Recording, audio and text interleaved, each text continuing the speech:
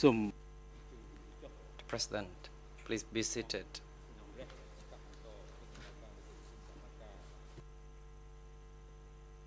The court is now in session.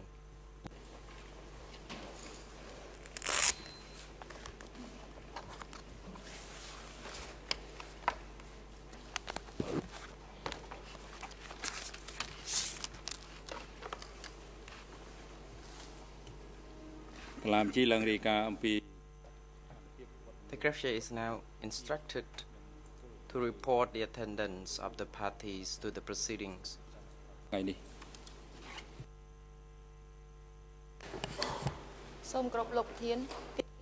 greffier, Mr. President, the parties to the proceedings today are all present. Witness KW29 is also present, awaiting the call of the chamber. This witness has no relationship with the parties to the proceeding or the accused, and she has already taken an oath.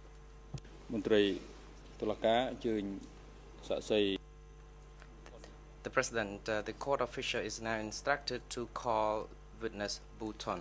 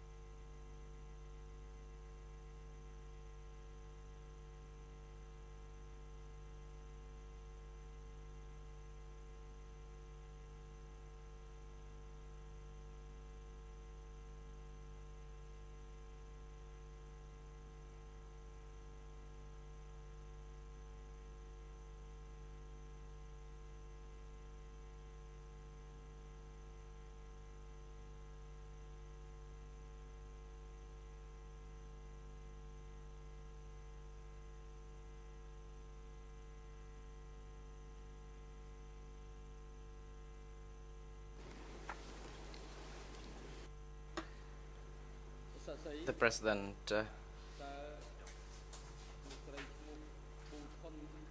is your name Bhutan? Cha. Response, yes, it is. The President, do you use other names other than Thon? Response, no, I don't. Question, how old are you? The interpreter cannot hear her because she speaks rather fast before the mic is on. The President, what is your occupation?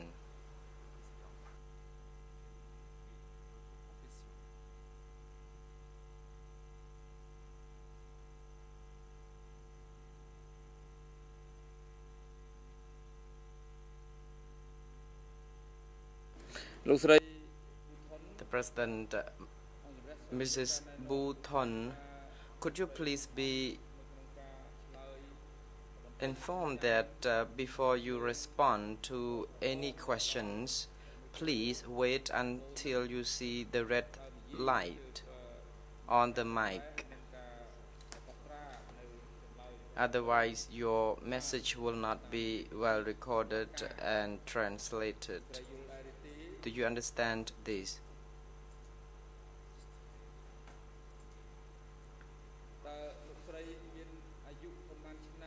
Question, how old are you? Response, I'm 64 years old. Question, what do you do for a living today? Response, I don't work actually, my sibling feeds me. The President, according to the report of the greffiers of the trial chamber, you have no relationship with any parties to proceedings today and that you have taken an oath already. Is it correct? Response: yes, it is.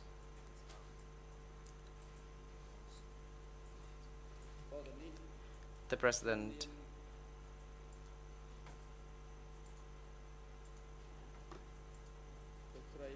The chamber would like to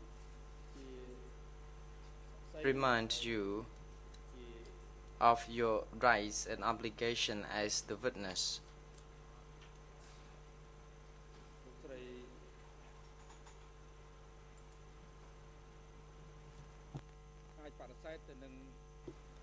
As a witness, you may elect not to answer any questions that you are afraid that your testimony could self-incriminate you, and you are to only tell the court the truth, nothing but the truth.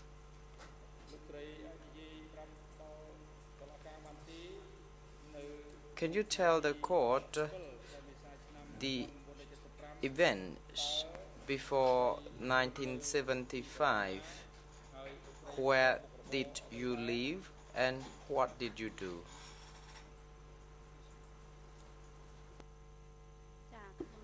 Response: I would like to tell the court about the events before 1975.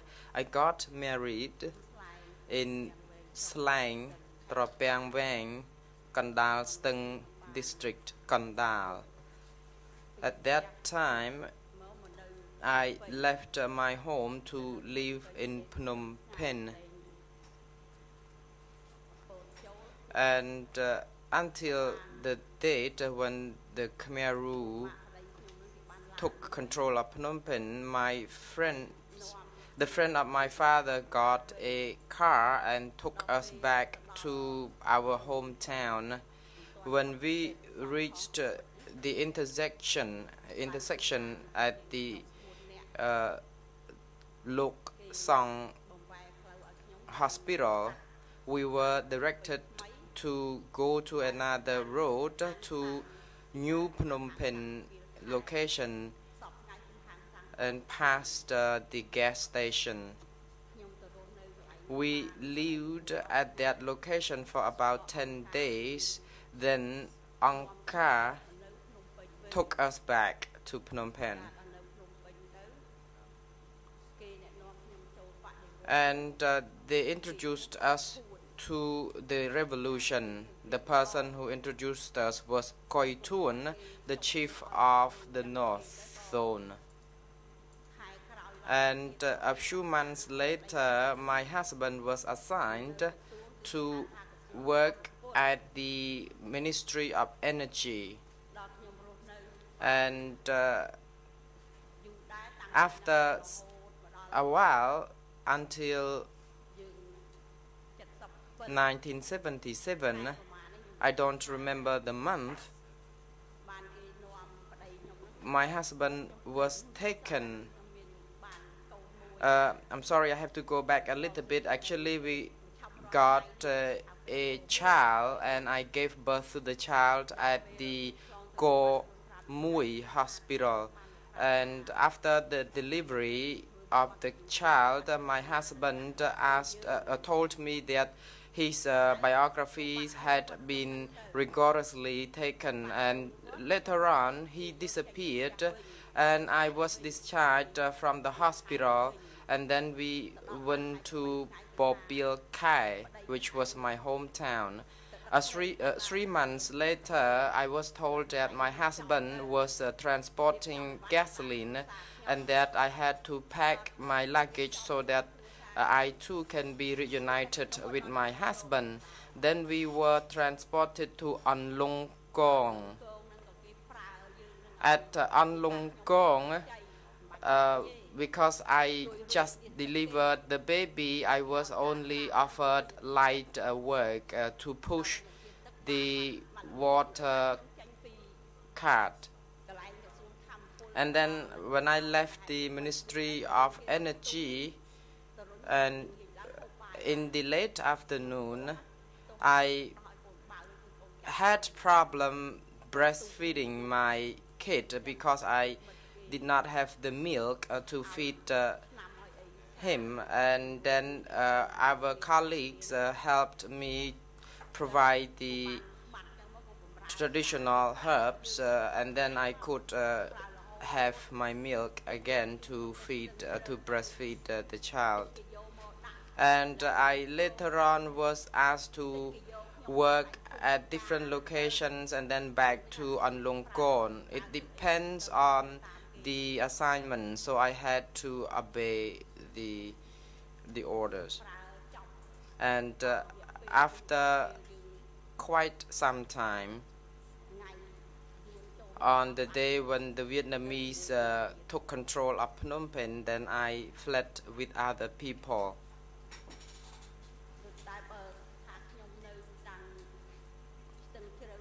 At Stung Chru, I had suffered a great deal because I was beaten, I was mistreated, because I could not really fulfill the task as demanded, and I had suffered a great deal. It was a life and death situation, and after all, it was I alone who survived.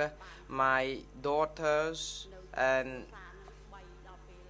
all died, and I am alone after all.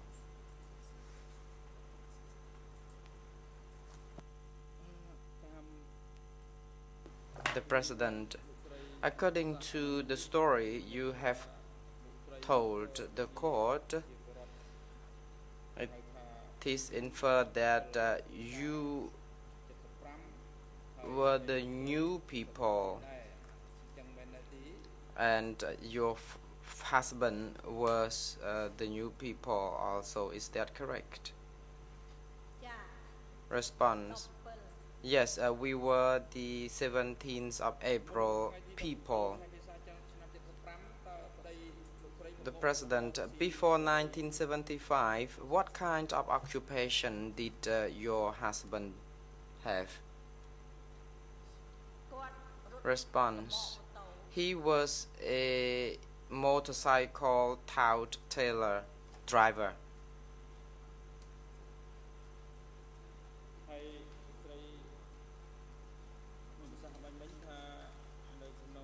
Question: you said during the time of the evacuation, when the whole population of Phnom Penh was being evacuated, you were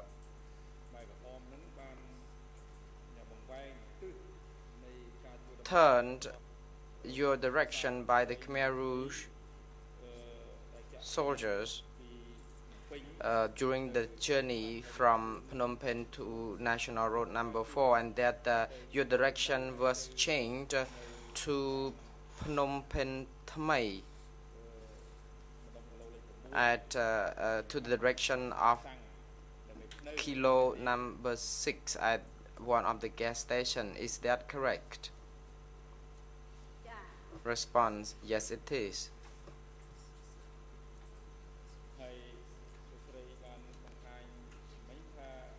Question: you indicated that your husband had close relation with Khoi Thuon. Is that correct? Response: no, he was not the relative of Khoi Thuon, but Khoi Thuon was the one who introduced him to the revolution. He was the person who just introduced my husband because we were in Phnom Penh, and at that time we were advised to join the revolution, and the person who helped this was the chief of the North Zone, who was Khoi Thuon, and he was not our relative. The President, so at that time it was Koi Thuan. Did you say Koi Thuan or Koi Khun? Response: I didn't remember who he was. Probably he was Koi Thuan, alias Khun, or I don't know whether it was Koi Thuan in particular, because I never knew him in 1975. The president, the person named Koi Khun, as you mentioned, what was his role? Response: I was told that he was the chief of the North Zone.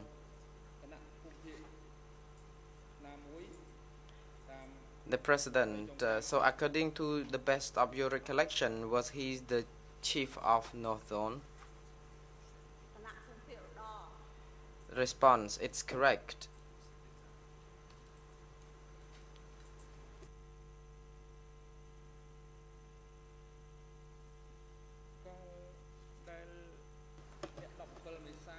Question: regarding the introduction of the 17th of April people into the revolution after 1975,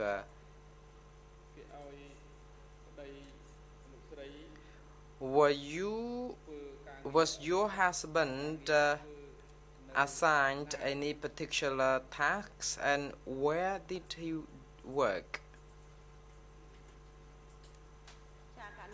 Response: my husband got a new truck from Air Cambodia to carry the war booties, and there were some other drivers also, and at that time he was not really a driver because he got used to driving a motorcycle, but at that time, since he went along with other people, then he was able to also drive the car, the truck. The president, was he dispatched into a unit? And at that time, so far as we remember, normally the money was no longer in use, and that people would be put into a unique unit of the Khmer Rouge. And you said that your husband worked in a unit in the supervision of the Ministry of Energy, and we only want to hear more information in relation to your husband's work, and also how we can build or establish the fact in relation to the event in which you said you went to work in An Long Kong and that you lost your husband. So the chamber is interested to hear the preliminary information in relation to your husband's introduction to the revolution and how he disappeared. So please, can you clarify for us in which particular unit did he work when he was introduced into the revolution? Response: at that time, when we reached the gas station in Popil Khai, I worked as a cook, and we worked at the Bureau Sustain. And then after 1 month, my husband was assigned to drive the fuel tanker. The president, so he was a driver of a truck. Is that correct? So your husband was assigned to drive a fuel tanker. Is that correct? Response: yes, it is. Question: from which location did he take the fuel by the truck he drove, and to which location? Response: the fuel was transported from Kampong Saum to Rusai Kaing, and sometimes from Phnom Penh to Battambang, to Kamport, and to Kampong Cham.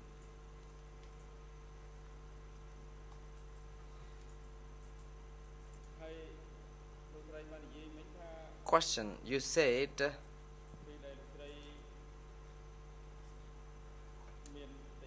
when you were pregnant and expecting a baby, of course, and delivered the baby at the central hospital, and when you were being discharged from the hospital, only to learn that your husband disappeared.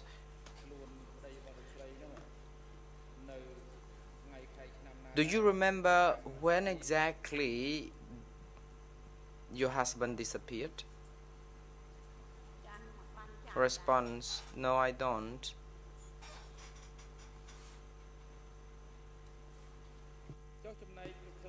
Question: at that time, what kind of task were you assigned, and in which unit you belong to? Response: when our family were together, I worked at the kitchen cooking meals for people. The president: people, who were they? Were they the drivers like your husband, or who else? Response: I cooked meals for the staff at the energy ministry. President: where did your family stay during that time? A house you resided in. Response: we stayed at the gas station, the Bopil Kai gas station. Now it is the military gas station on National Road number 5.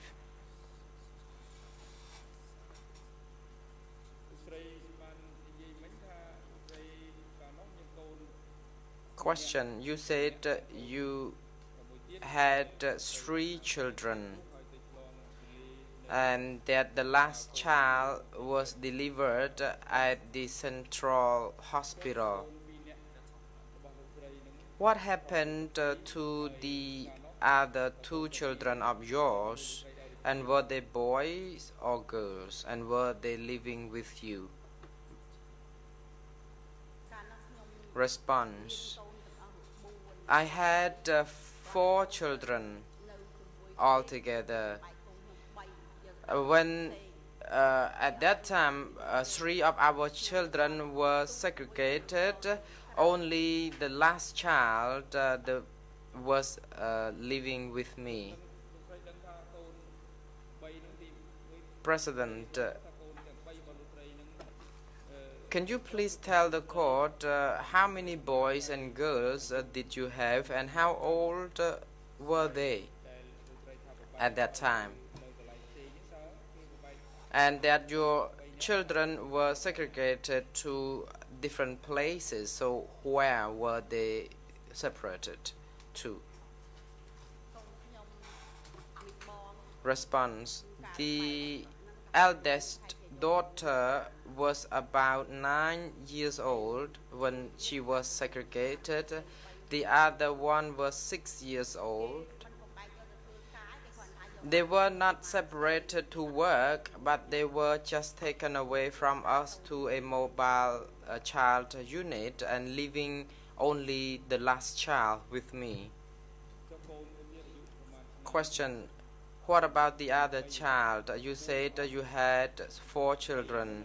Now you already told the court the 2 children, one being 9 years old and the other one 6 years old. What about the other one? How old was he or she?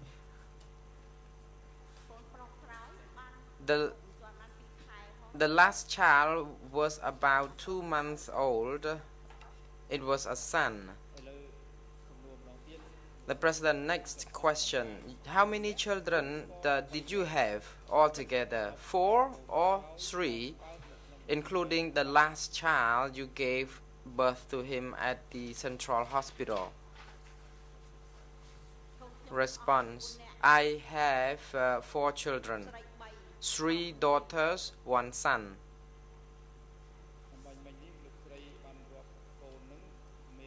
Question. You already talked about 2 daughters, the eldest one and the second eldest one. So what about the other daughter? How old was she? She was about 4 years old, says the witness. So after 3 years, I delivered 2 children.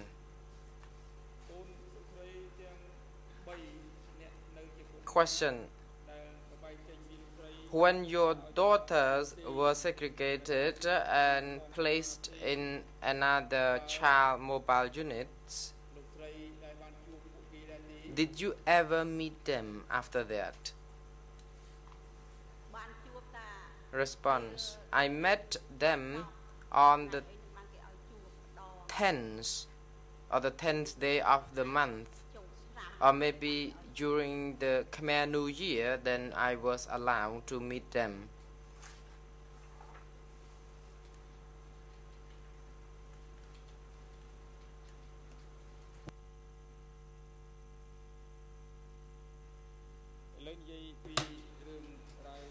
Question.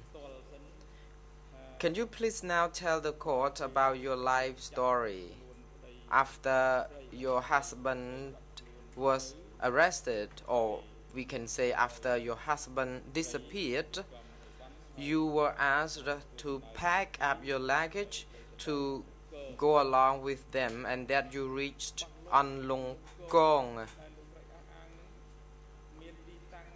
Where is An Lung Kong exactly?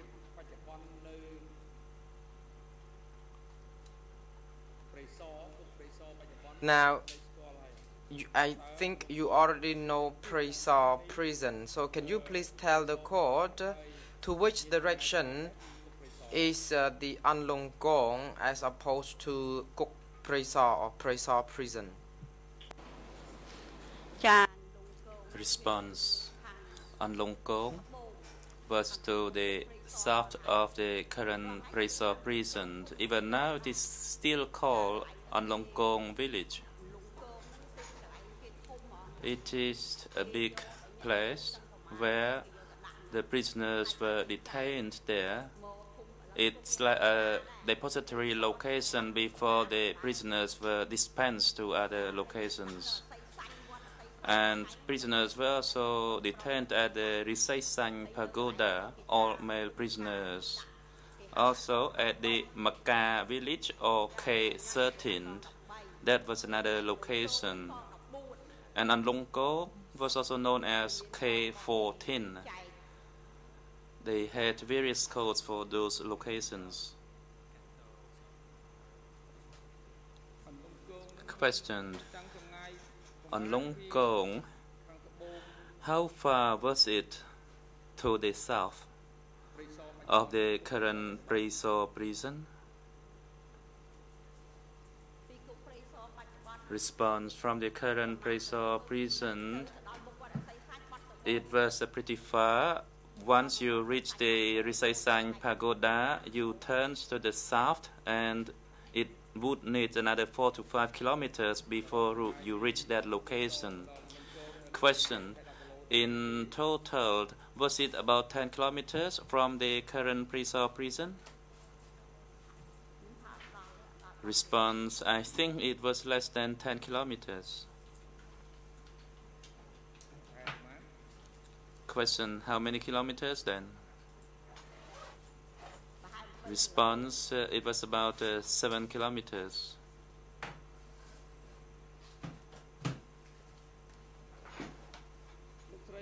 Question, did you know the chief of the K-14 unit? What was the name of the K-14 unit? Response, I cannot recall the name of the chief of the K-14 unit now. Question, at that time, did you know who was the top person at that location? That is at the K-14 unit.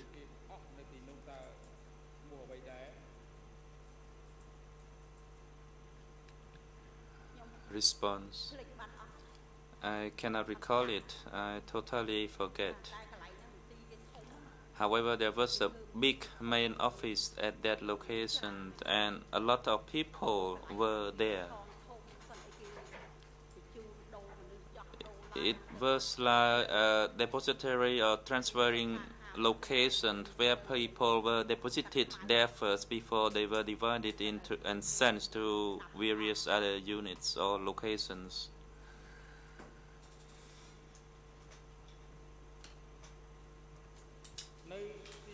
Question, at that location, what were you assigned to do?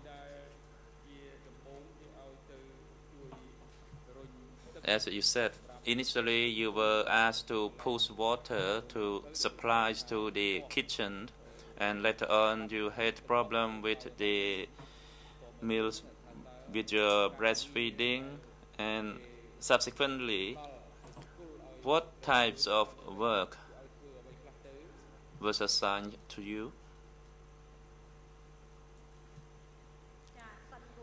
Response, I was asked to cut the firewood or to catch fish or sometimes to go and pick the vegetables. It's up to them.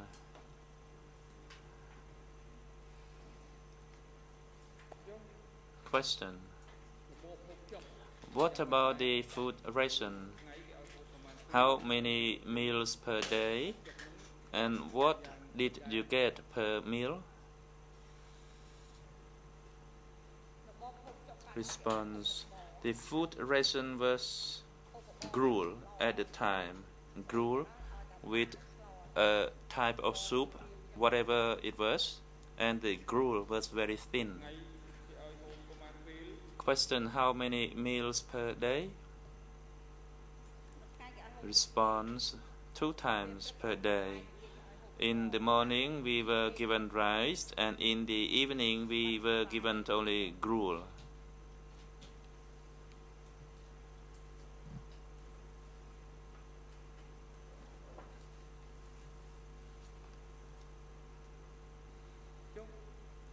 Question, what about the place where you stayed and slept? How was it? Response, we slept in a communal shelter, like 10 to 20 female in each shelter. Questions, did they take any measure regarding the location where you stay? For example, was there a regular guard that watched over you and your group? Or were you placed in a shelter with enclosed walls and you were locked from the outside? Response, at the location where I slept, there was one big shelter and we all slept in that shelter and there was no guard.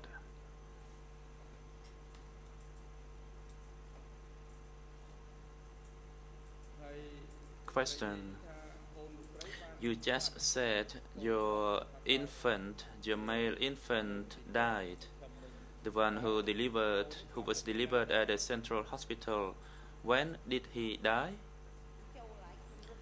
Response: he died after the Vietnamese entered when I fled to Battambang.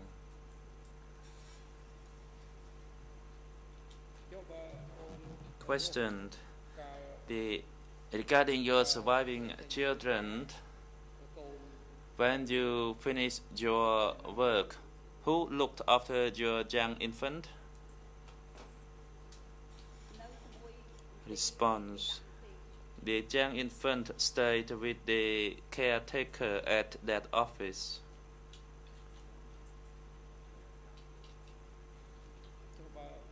Question: you went to work for the whole day.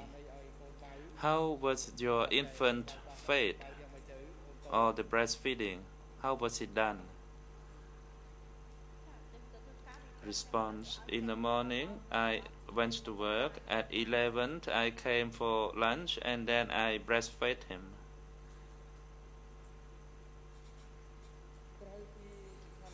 Questions: besides the situations that you personally experienced as you told the chamber, did you observe any other situations? For instance, that people who were instructed to live there in your group or in the nearby units, what situations did you observe regarding those people? Response: what I saw was while I was at Stung Chiro, at night time they had a small flashlight to shine on us and count the numbers of us. For instance, at night they shine the flashlight on us and they took 1 or 2 people away, and in the morning when we lined up we noticed 1 or 2 people were missing, but we were silent and dare not to say anything about that. We just tried to survive by ourselves. And sometimes a truckload of people were sent to that location and next day they all disappeared.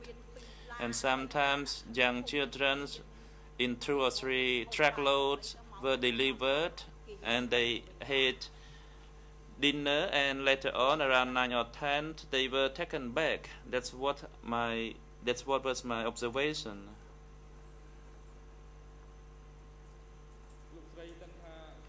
Question: you knew that did you know where those people were taken from, and when they were taken out, do you know the location where they were taken to?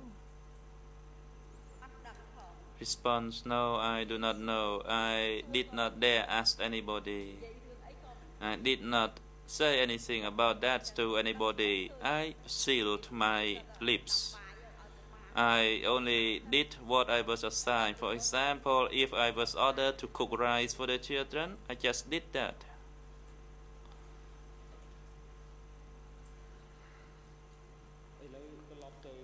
Question: let me now return to the fact that your husband disappeared. Did you know the reason for the disappearance of your husband? Response: I do not know the reason for his disappearance. Only later on I learned that because the person who inducted my husband into the party, into the revolution, was a traitor, and that's why, as part of the network, then he was arrested, and my husband's photo was at Tulslang. Question: you said that your husband's photo was at Tulslang. What was the name of your husband? Respond: Pok Hon. That's my husband's name.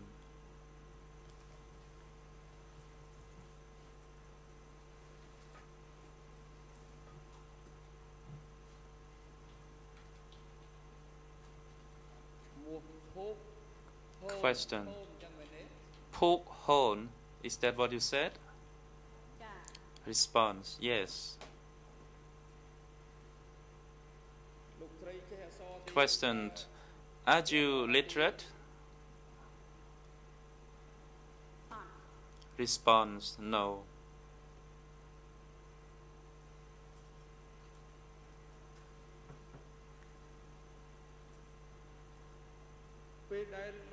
Question. When you saw the photo of your husband at Duch,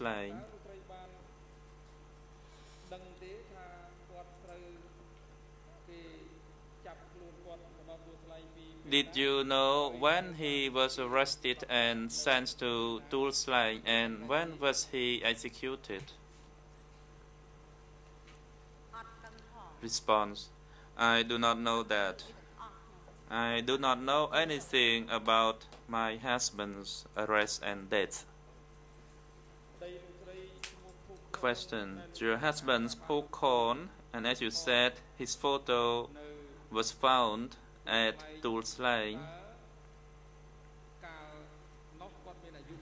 At that time, how old was he?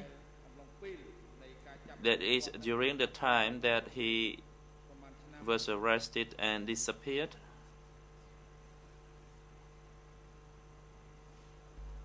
Response. His age at the time, he's 1 year older than me. So currently he's supposed to be 65 years old. In short, regardless of my husband or not, whoever was sent to An Kong, that person would be photographed.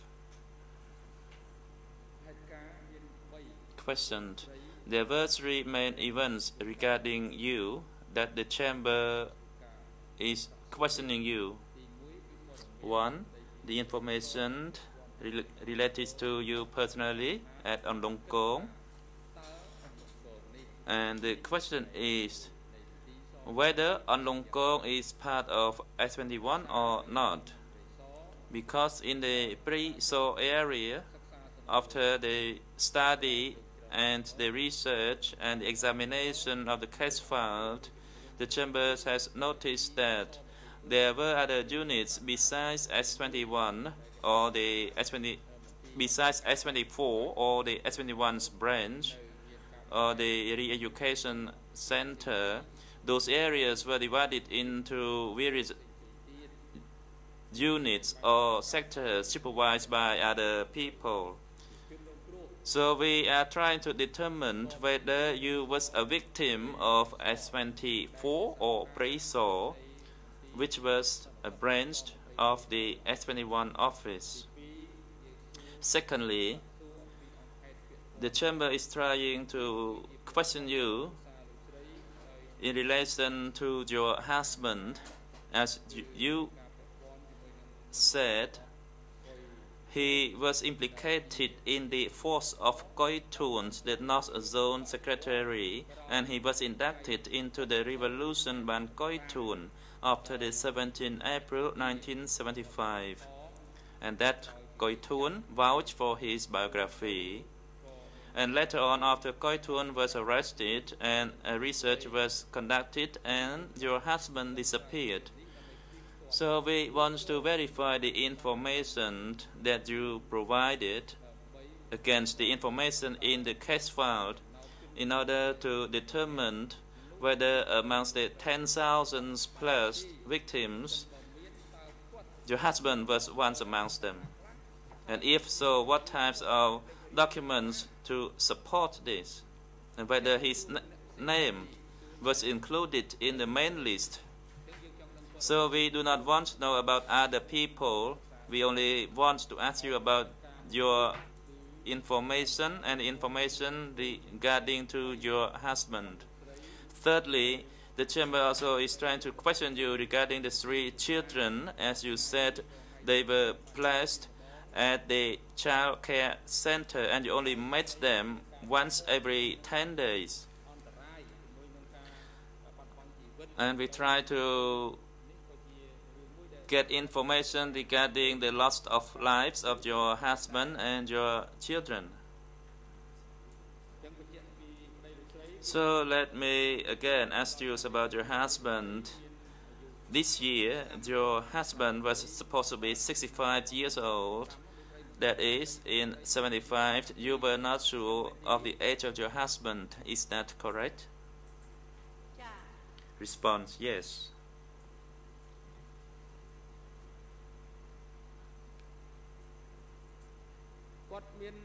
Question. Where was his birthplace? Response. My husband was at Phum Thmai or Thmai village. Krang on Tai village, that was another name, but also still at Kondalstung. Question. He was at Thmai village. What about the sub-district? Response. The same. It was Thmai village and Thmai sub-district.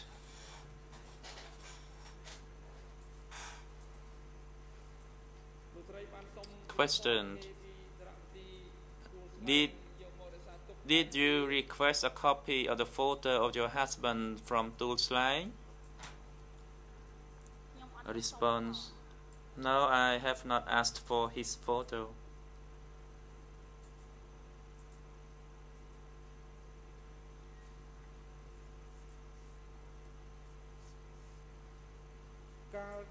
Question. During the time of your husband's disappearance, were there any disappearances of other people at his unit? Or were there any arrests of those people in his unit? And if so, can you recall the names of those people? Response. At that time, only 2 people were arrested. One was my husband, another one was On from Kampong Cham. On was also a driver.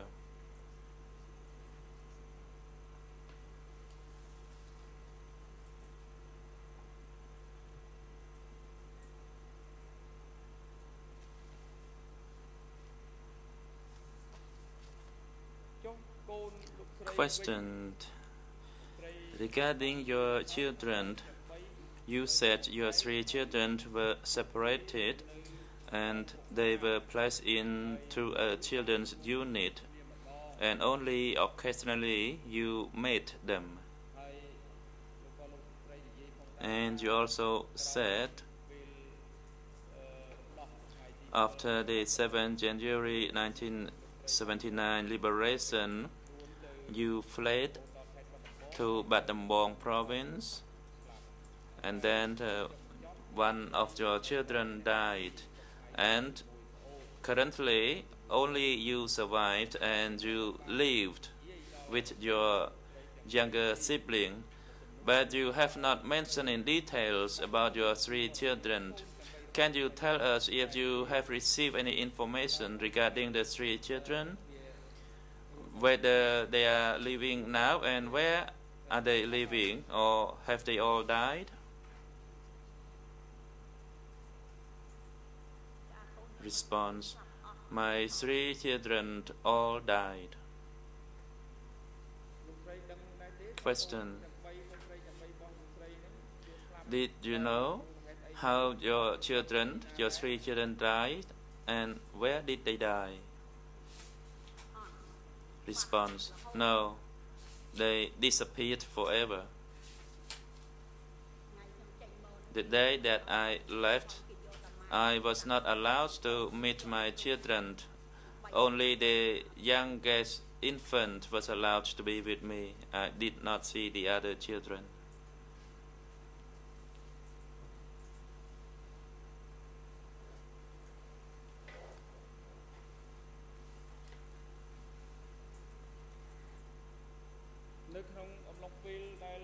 Question. During the time of your stay at Anlong Kong, did that unit require you to make your own biography?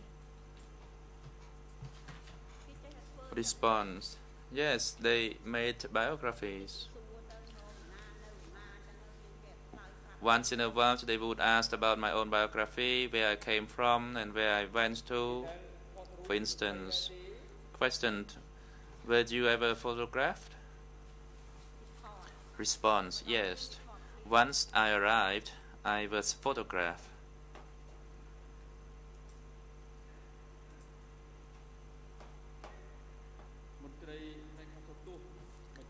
Questions: the AV official, can you project the document with EIN number 00053796 on the main screen?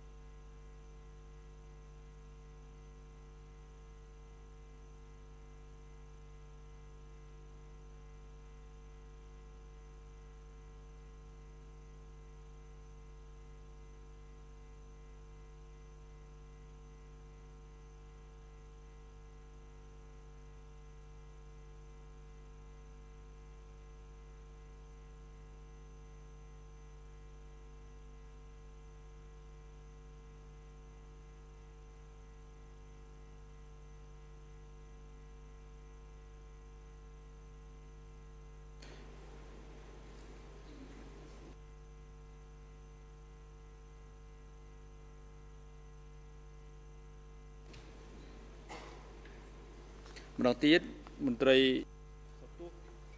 President, again, the AV officer, can you project the document with the EIN number in the Khmer language 00053796 on the main screen?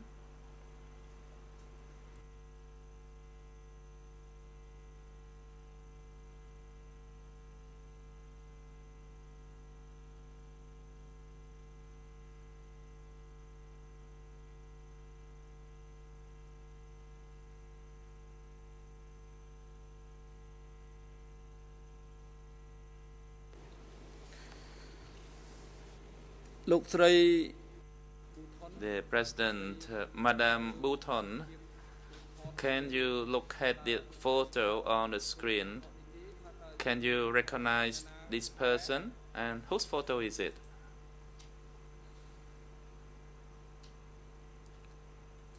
Response: this is my photo.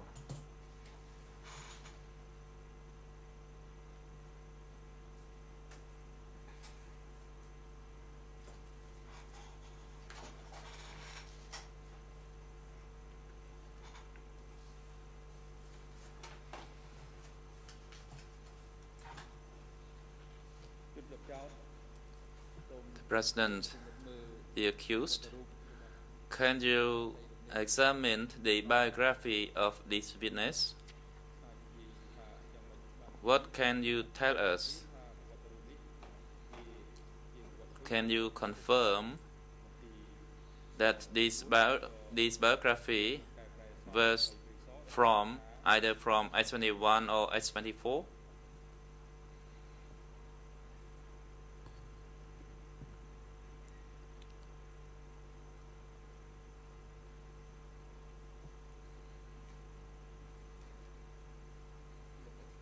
The accused, Mr. President, the testimony of Madame Bouton, as questions by you, the President, I completely agree. And this photo biography, I also fully agreed. At the same time, I would like to add that on Long Kong was a main office where we stayed. and the biography of Madame Bouton from the Energy Ministry. The person in charge there was Rudd. This is according to the statement of this person. Rudd was only an alias, and Rudd was the secretary of that energy from the beginning, so her testimony is appropriate.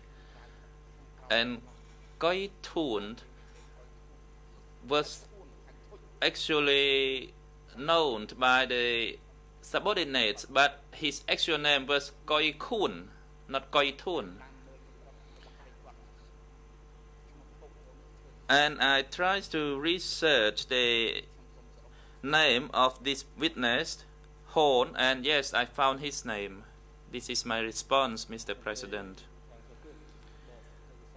The President's AV officer, can you remove the photo and project the normal courtroom view?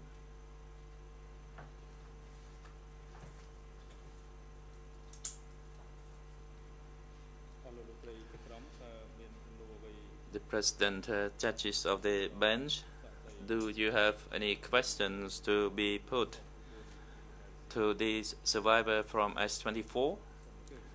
Judge Lavange, you take the floor. Judge Lavergne, thank you. I am Judge Lavergne, and I have a few questions to put to you to try to clarify your statement. You explained that it is when you were evacuated from Phnom Penh and that you were returning to your original province that you were asked to return to Phnom Penh. So who asked you specifically to return to Phnom Penh while you were returning back to your native province?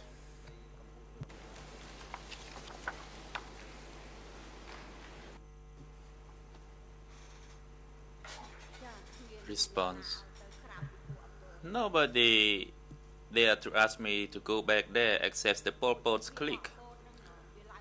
Actually, the Pol Pot soldiers, they also went with us on that track.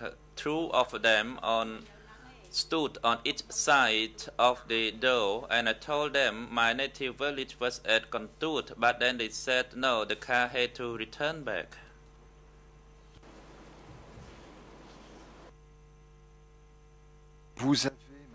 Judge Lavergne, you were interviewed both by the investigators of the co-investigating judges and representatives of the non-governmental organization DC CAM.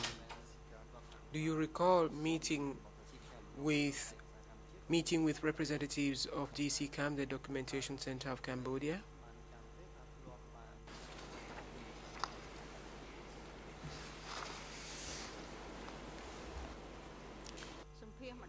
Response: yes, I do. I gave an interview, but I don't remember the date exactly.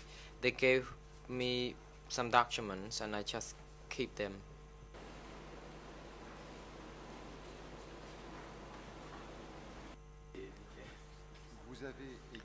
Question: you also explained that you were a member of what was referred to as the 17 April people, or the new people, or the 75. Does this mean concretely that this was due only to the fact that you were an inhabitant of Phnom Penh when Phnom Penh was overrun by the Khmer Rouge?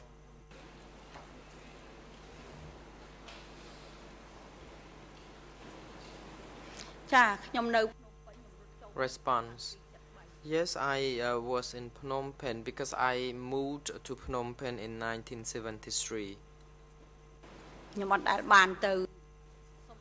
I never left Phnom Penh, although my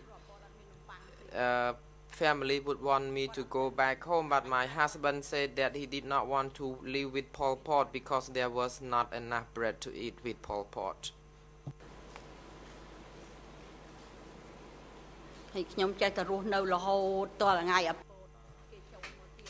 And I would be living in Phnom Penh until the day when Pol Pot overran Phnom Penh.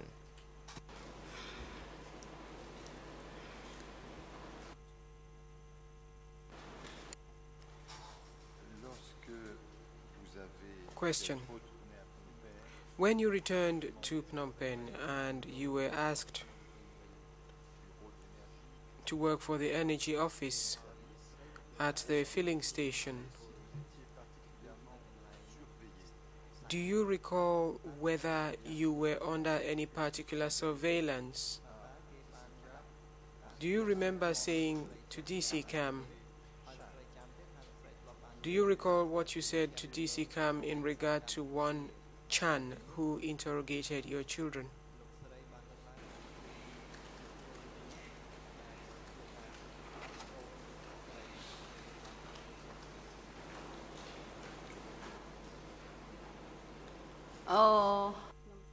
Response. Oh, I remember it. At that time I came to live in Phnom Penh. At the first time, the singer asked my kid what kind of job their father was, and then they used the word pa, which means father. But then my kid told them that they did not have pa or father, but have puk, which also father in Khmer. But then they kept asking them questions. So I think it was only at the first time when we came to Phnom Penh when they were asked such questions. And later on, when we lived at the energy office, then our children were segregated, and I was told that the children would be taken to attend study sessions, but they never studied anything. And I met them later on, and they could not come to live with me because they got used to living with other kids the same age as theirs, and I was helpless anyway. I could not stop them from going back to live with their peers. And finally, when I left, then I left alone, and I did not have any opportunity to see them back.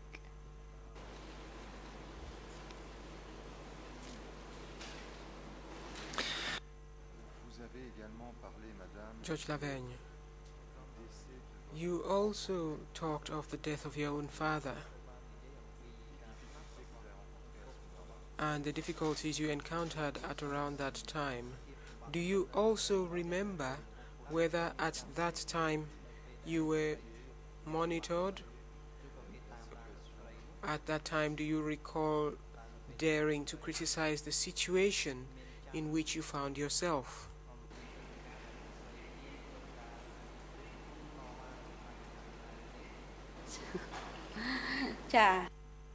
Response. I did not know whether he was killed because I had lived with my father for long. So he left and returned to the hometown in 1976. Then my husband drove the truck to Kampot, and then later on told me that his father died, and I was told not to tell anything about this. And then one day we paid a visit to Ta Horn's house, only to learn that the information was revealed, but I still did not know that he was killed.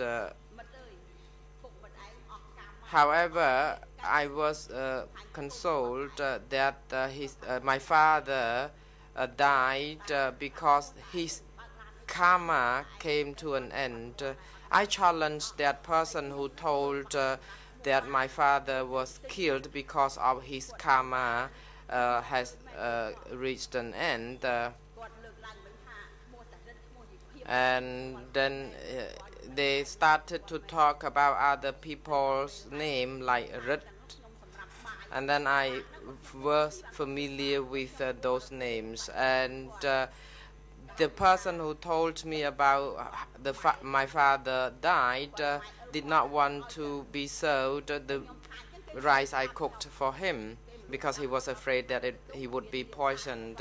And later on, the messenger Ron came to me and called me, but I called him brother, the messenger, because he was the chief anyway. I told him that the rice was already prepared to be sold. Why did not you eat the rice? And I did not know why. By saying that, then the person warned me that he would kill me if because I was talking about the people who was being killed.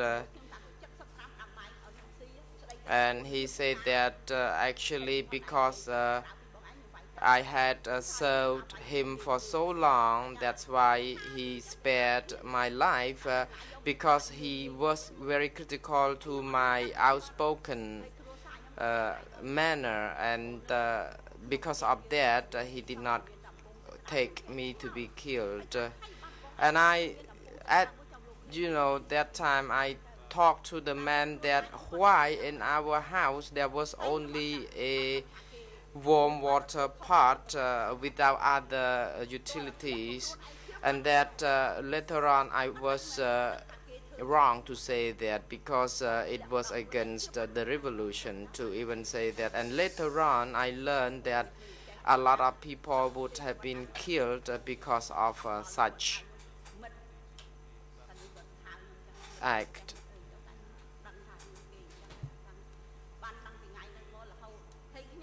And now when I looked at Tarut who came to pay a visit to that location, he was escorted by soldiers, and I said, look, Tarut is more like a prisoner because every time he came he was escorted by soldiers. So by saying so I would have been killed already because I did not know that my expression was wrong at that time.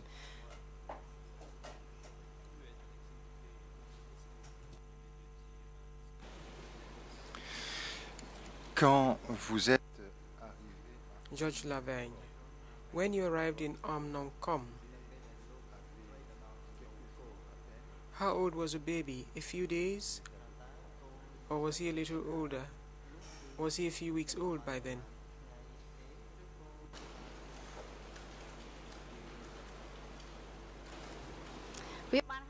Response: he was about 1 month or so.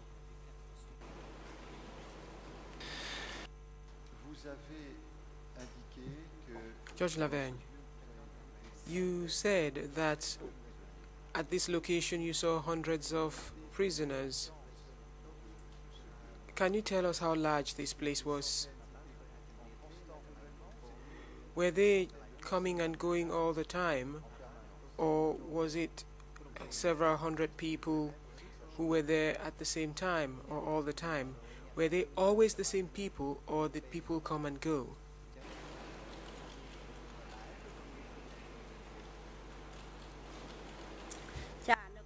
Response: at Anlong Kong,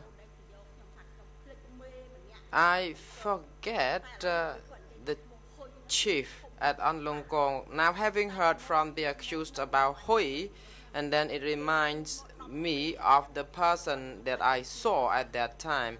The person did not come to that location regularly.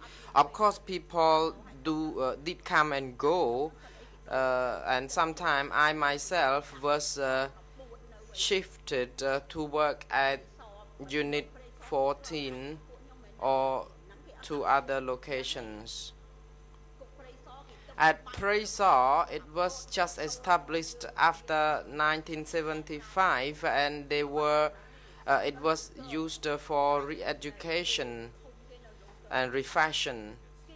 I lived and worked at An Lung Kong, and sometimes I saw a truckloads of people. After their biographies were taken, they would be taken out. I could see incoming people, new people on a daily basis, but I did not ask them because it would be in big trouble.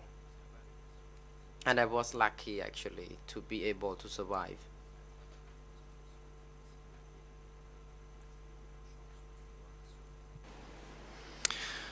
Vous avez également expliqué que Judge Lavergne, you also explained that at night the guards would come with electric torches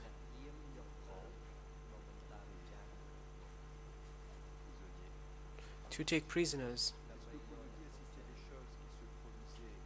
Did this happen every day, very regularly, or exceptionally?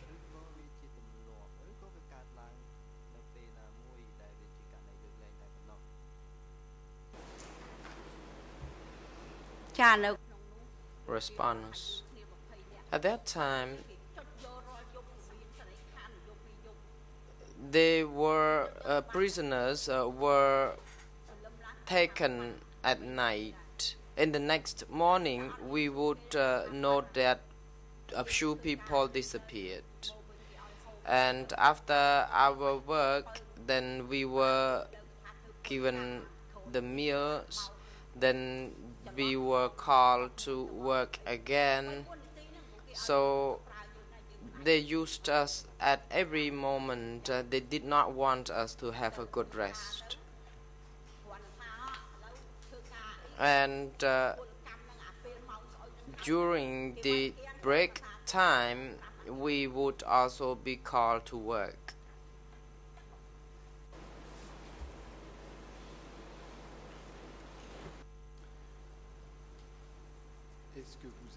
Judge Lavergne, were you beaten? Did you see any person being beaten or being the victim of violence?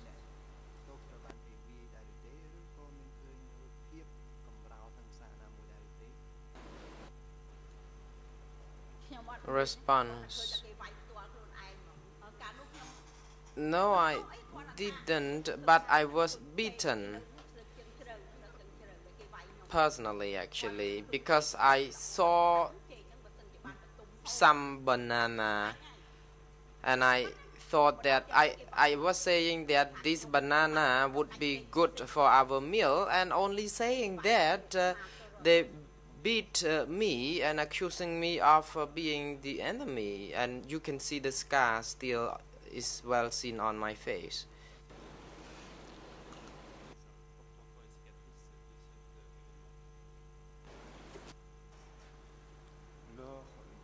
Judge Lavergne, when you were interviewed by the investigators, and I'm referring to document D2810 of the case file, you also said that you knew Duch during the Exodus. In 1979, did you have the opportunity to meet the accused? Do you recognize him? Can you see him in this courtroom? And did you see him after you left in 1979?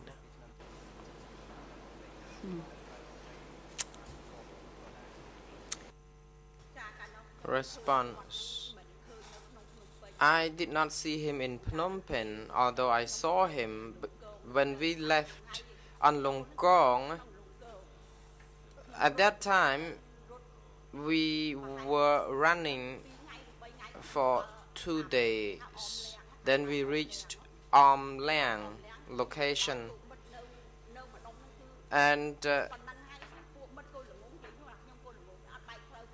I was I was very faithful. I did not depart from the group. I still went with them, and then we approached another location near Am Leang, and then we took refuge for about 2 nights, and then Duch was seen walking, and then people told us that he was the chief of the prison, and then everyone was asked, I was told to steal a good look at him. And of course, I know him, I recognize him, the guy who just said something just now. And but later on, I never met him. I got my relative who asked me whether I knew Duch, and I said that I knew him back in 1979, and he was a man with small beard, and that's why. And I even know his wife. His wife was tall, rather well built, and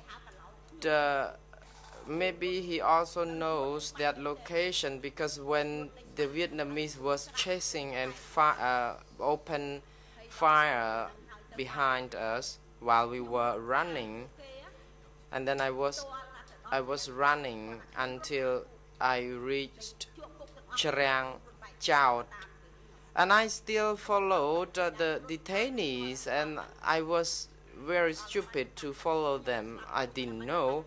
Then after I learned that my children died or disappeared, then I made a swift decision to go back to my hometown. And when I reached Svai Don Cao, I stayed there for a few months because I did not want to come back home yet, because I was ashamed to be alone because my husband and children died. When I saw my people from the hometown, I would escape because I was so ashamed. And then I was convinced that I should go home because losing any relatives or members of the family was not a kind of different, because everyone lost such family member. And then I was convinced to go back to the hometown.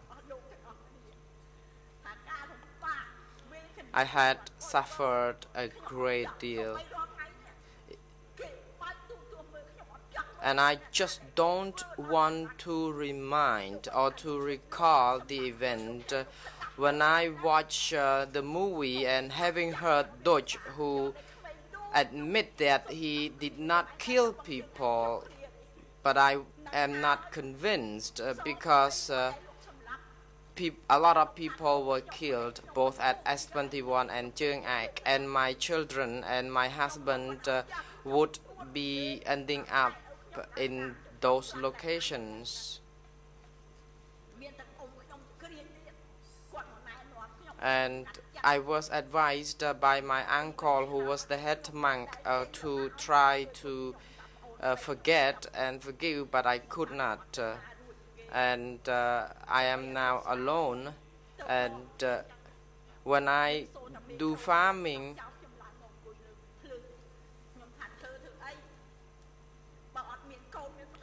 alone, I am telling myself, why should I work with the farming again, because I have no one left to work hard for. For example, why do I need to do the farming, because my husband and children already died. And then my mother also told me to try to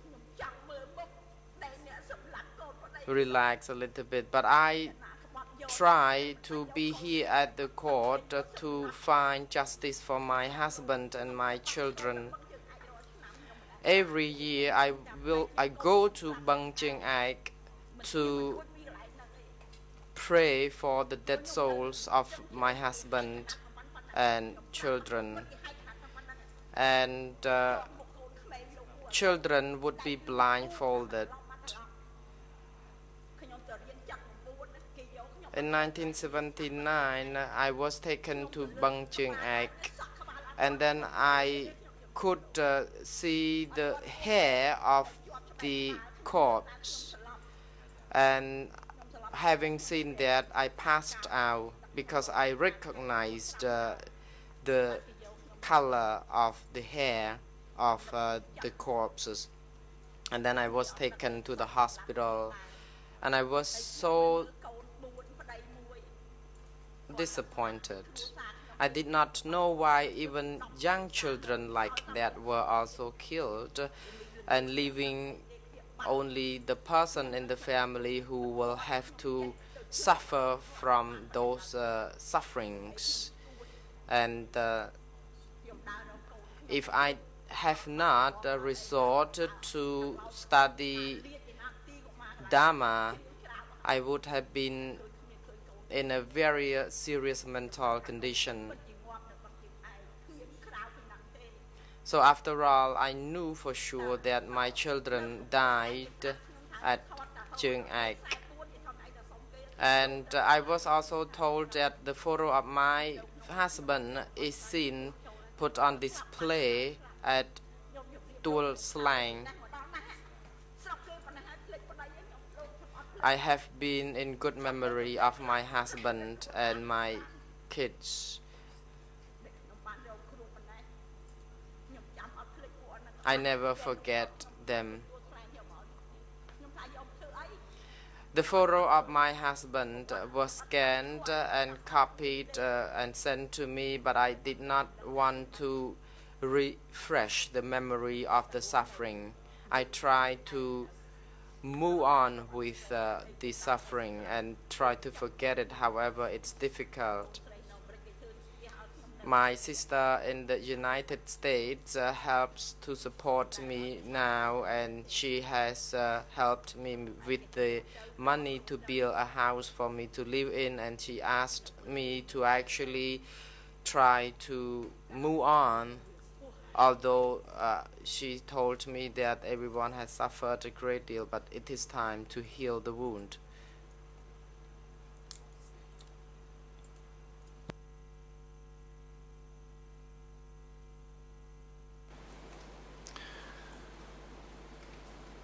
Vous avez parlé de Judge Lavergne, you talked about Cheung Ek.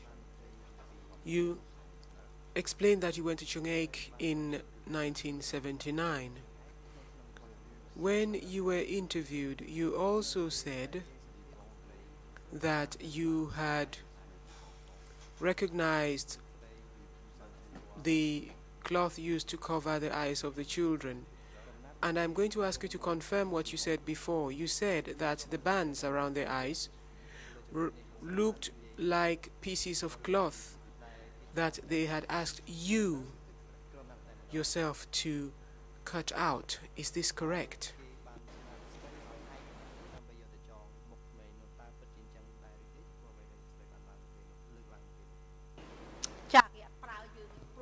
Response: no, I was not asked to do that because I was presumed as enemies. They only used their people to cut the pieces of cloth to blindfold the children. When I was attending a study session only after 1979, and I was introduced to Cheung Ek, and then I was told that these dead bodies were the remains of the relatives and loved one of ours, no other people. Then the mass graves were exhumed, and corpses would be lifted, and I recall the blonde hair. And then because my kids also had blonde hair, and then I grabbed the hair and I was shocked.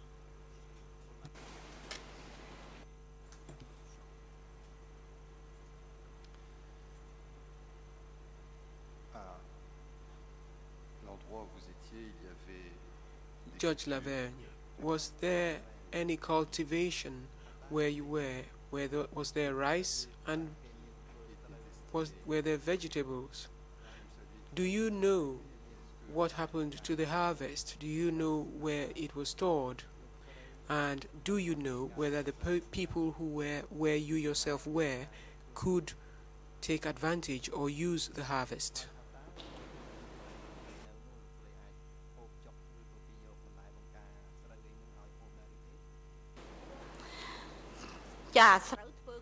Response: we cultivated the rice and we planted vegetables, and we were asked to carry water to shower the vegetables, and during the break time then we would be allowed to break and have our meals.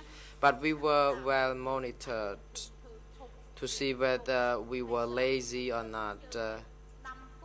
We grew sweet corns, and there were truckloads of corns during the harvest season, and they were plentiful.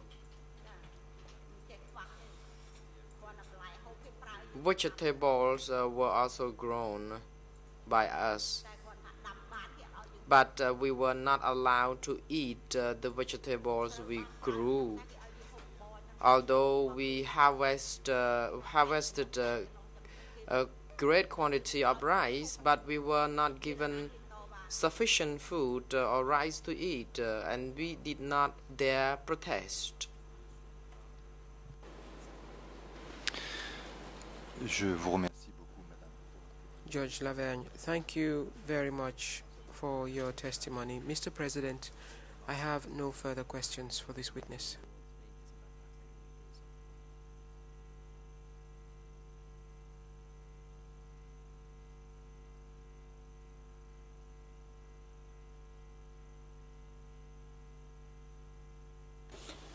The President, since it is convenient time to take an adjournment, we'll take the adjournment for 20 minutes and resume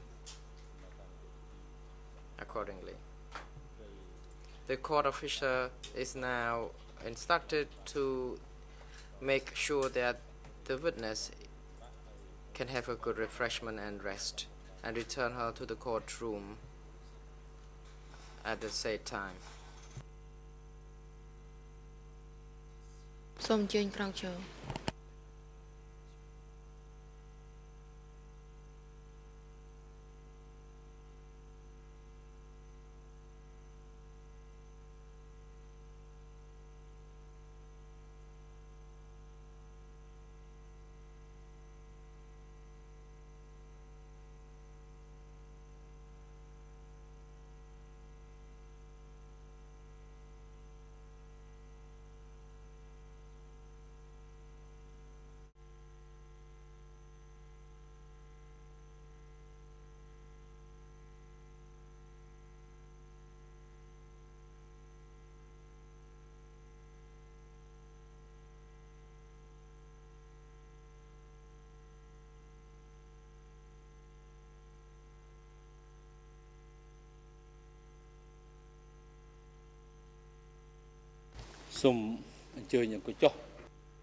The President, please be seated.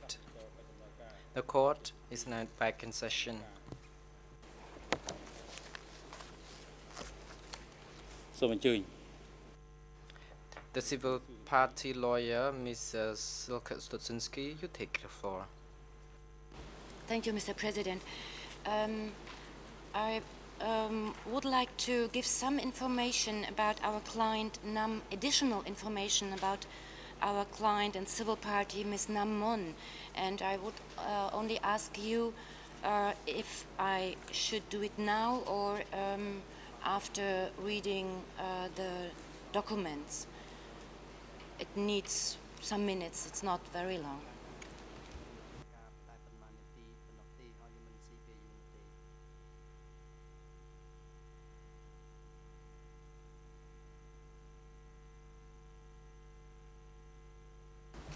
Yes, thank you, Mr. President. May I just ask for clarification, Ms. Studinsky? you have some additional documents, or you need to explain some documents that have been filed? No. I received, in the meantime, additional information that about her, and she responded to questions that I put to her that is not related, which are not related to the documents that have been submitted. And I would like to share these information with the chamber and the parties, and maybe also up to your discretion to ask her again in person if you find it appropriate.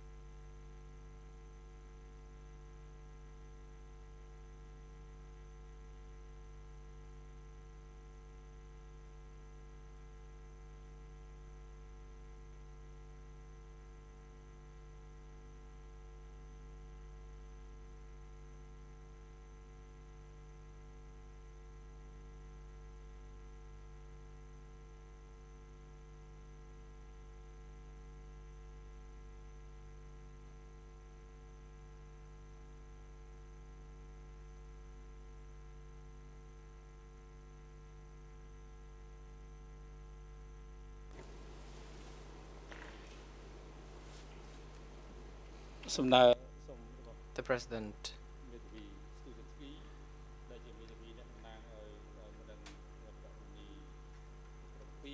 Regarding the request by the civil party group 2,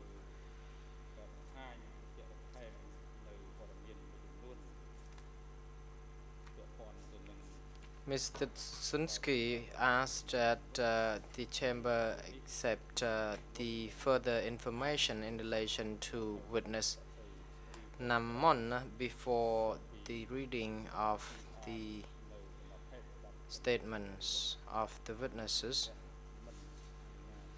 and please be informed that this request is not regarded as relevant at this time.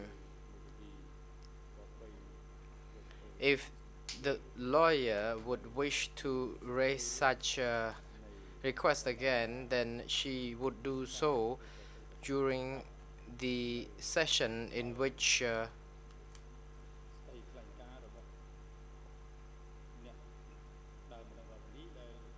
the statement of or the testimony of the civil parties is being heard, and this schedule has already been planned to next week, starting from the 17th of August 2009.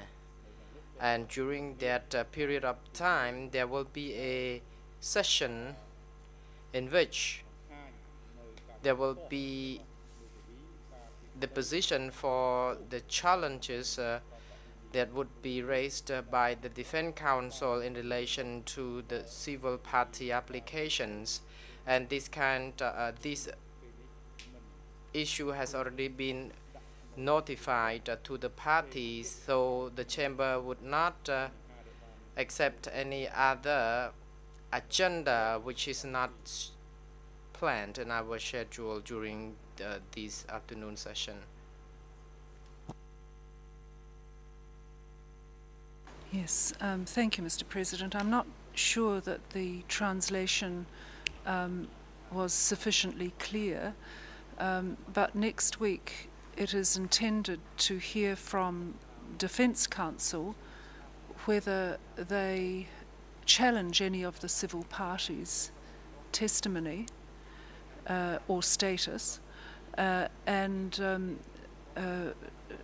not to hear from them in detail, but just to give us the information. At that point, it seems a good time for you to raise your issue, Ms. Studinsky. Have I clarified the translation adequately? Yeah, thank you for this clarification, and I only want to add that I received this information that I wanted to submit at any time to the chamber recently, and of course after the testimony of civil party Ms. Namon, and therefore I couldn't submit it earlier, but I agree upon, of course, to raise it at the appropriate time, and I will do this then next week and give this further information. Thank you very much.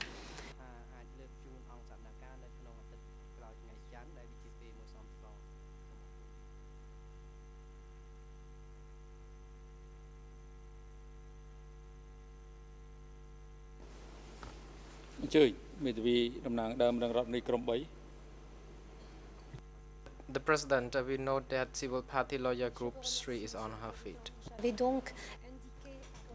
Ms. Fabien Trusnapus, thank you, Mr. President. I had indicated to the Chamber that I will inform you as soon as possible following the documents that we hope to obtain. And I'd like to say that we would like to indeed continue with the questioning of file E82-1, and we will not ask for the questioning of civil party E281. We will not ask to have the civil party questioned. Thank you.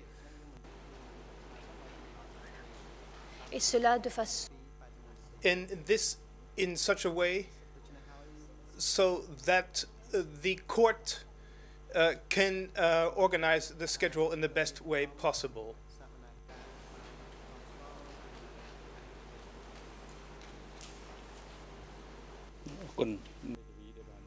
The President, thank you very much for informing the Chamber.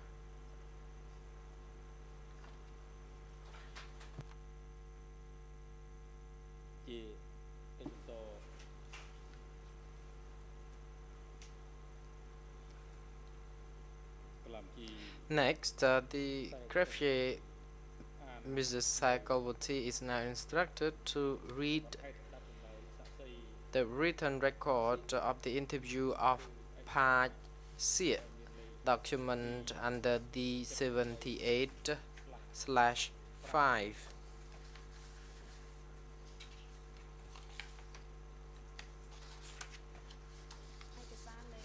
The greffier document the 78/5.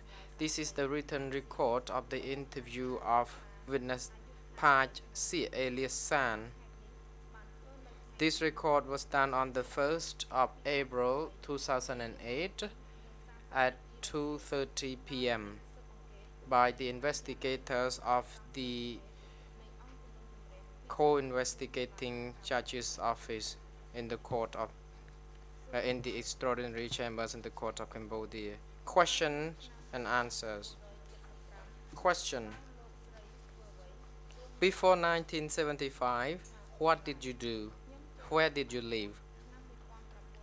Response: I joined the revolution in 1972 at Duch on Dong village, Tang Kro Sao sub-district, Son Tuk district, Kampong Thom province. Comrade Ling, the district chairperson, brought me in. I joined a production unit which grew farm crops like jackfruit and bananas at Dai Krahom in Son Dan district. When I joined, I volunteered, since they told me that joining the revolution was to liberate the nation and bring Prince Sihanouk back into the country. I was in the production unit until 1974, when they recruited female soldiers in the North Zone, where Koi Thuon, alias Duch, who was the zone chairperson, and his wife Tri was chairman of the women battalion which I was in Kampong Thom province.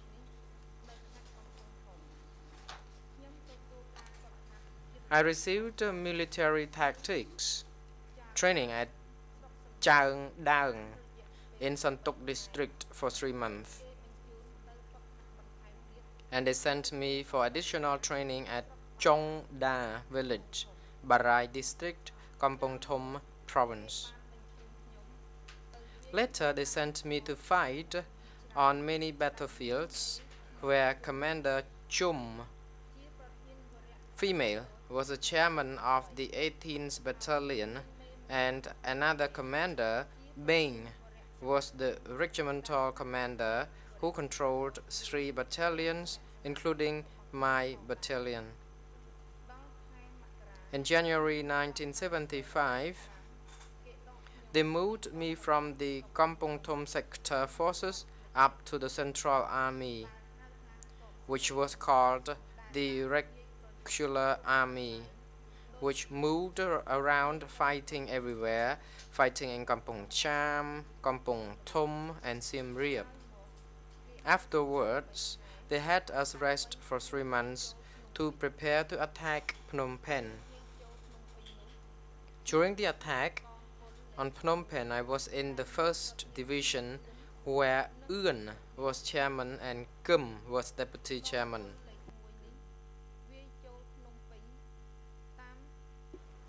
The 1st Division attacked and entered Phnom Penh through Chitteras, Udong, but at that time I was responsible for an economic section, issuing rice to the troops. Question: between 17th of April 1975 and 1979, where did you work? Response: when we attacked and reached Phnom Penh, my 1st Division was based from Sathmai to Prek Phno. They had me farm wet and dry season rice at Bang Bayab, near Thuol Kok. On 18th of March 1977, I was arrested and put in prison. Cheng and all the messengers of Kum came to get me at the Praket Tomilia hospital, where I was sick at that time, and they did not tell me the reason for my arrest.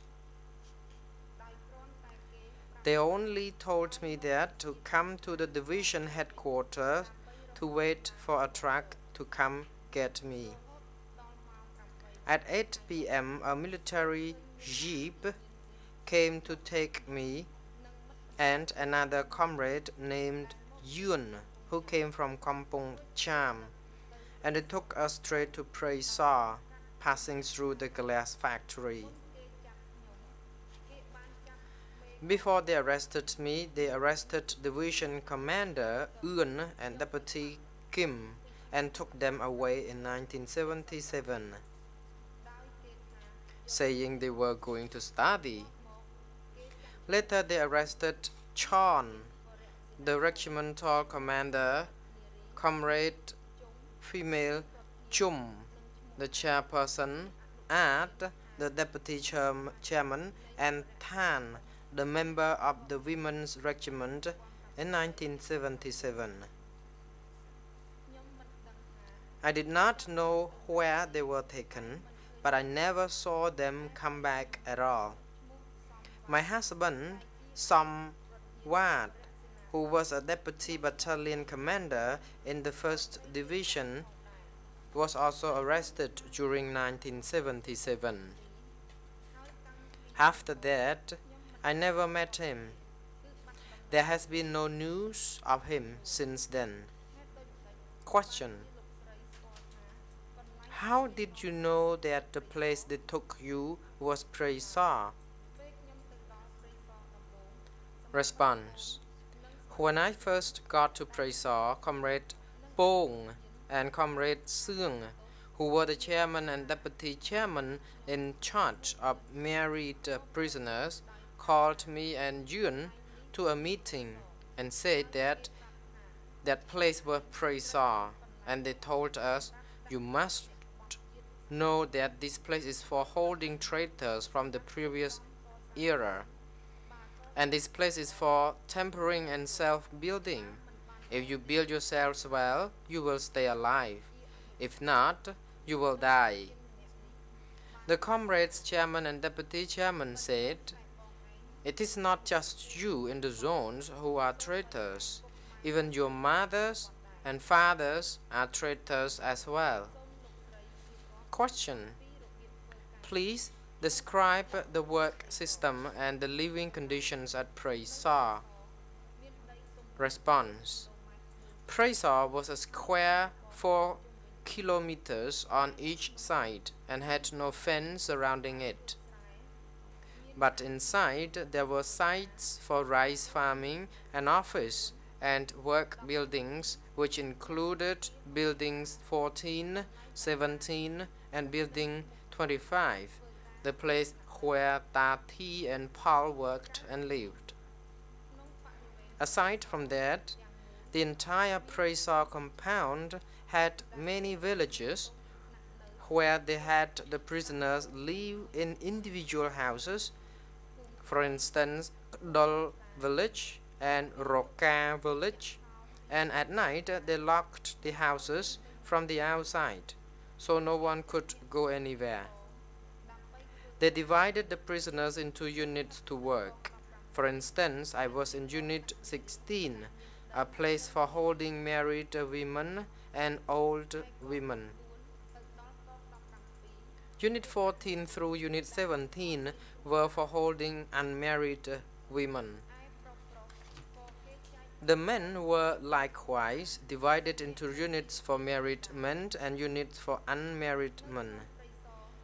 At Prey Saw, there was a unit for children from ages 13 through 15, whose parents had been arrested and brought there. And there were old people too, like the mother of Ta Eun, aged 70, the commander of my 1st Division, who had also been arrested and brought to Prey Saw. Work began at 2 a.m. until 12 noon, when we stopped to rest and ate gruel, with each person receiving 2 scoops of gruel. Then we went back to work at 1:30 p.m. until 5:30 p.m., when we rested and ate, and then continued working until 10 p.m. The food was insufficient, and when we were sick, they just brought us 2 or 3 pills. There were no injections. If they made us keep on working, but we were not yet well, a truck came to take us. At Prey Saw, T was in overall charge. Paul, the deputy chairman, came to hold a meeting to tell those of us in Unit 16 to survive, to strive to build ourselves, saying that the group from the north had betrayed the party and had collaborated with the Yuan. April 17 people were prisoners at Prey Sar too, but I never saw foreigners like Vietnamese. The work at Prey Sar prison was working the rice fields, putting up paddy dikes, digging canals, and mixing fertilizer. Comrade Bong held a meeting to say that Tuol Sleng prison were for holding those who had betrayed the nation and who had high ranks, from regimental level cadres to division commanders and zone leaders, and that Prey Sar was for the prisoners who were subordinates. Question: if prisoners committed offenses, what measures did they take at Prey Sar? Response: if they committed offenses, they did not let them eat gruel, but had them work as usual and put them in building 14, where there were chains for hanging, and they beat them. Building 14 was used to hold prisoners. In the past, there had been a female arrested and taken to building 14, and in the morning, when she returned, I saw that her face was swollen, and they displayed her as an enemy whose example was not to be followed. Buildings 14 and 17 and 25 were outside the villages at Prey Sar. The offenses committed were picking up and eating crabs, snails, ripe sugar palm, and ripe wood apple. Aside from that, there was a cell for administering electrical shocks for interrogating both men and women, which I only learned about when Pong and Seung interrogating both men, and Pung, the chairman and deputy chairperson, told me. Correction. Do you know where the prisoners who were arrested and sent away from Prey Sar? Question. And the prisoners placed into Prey Sar came from and where they were taken? Response. I just know that every night I heard the sounds of trucks coming to Prey Sar, and they called people out of the houses where they were living into the trucks and took them away. I did not know where they were taken. They only came to take people at night. Those people were named in lists they had called out. Every single week they had me take clothing and burn it in the rice field. I assumed that it was the clothing of people who had been arrested and taken away, and I never saw them return. There were a total of 500 to 600 prisoners at Prey Sar, both men and women. I never saw them torture or beat prisoners with my own eyes. As for me, I was held in Prey Sar prison for about 2 years, and I was never tortured or beaten. But my name was called out to board the truck 3 times by mistake during 1978. I also heard the sounds of trucks entering Prey Sar because I saw strangers. I did not know where they had come from. When I just heard trucks arriving, I would become frightened already.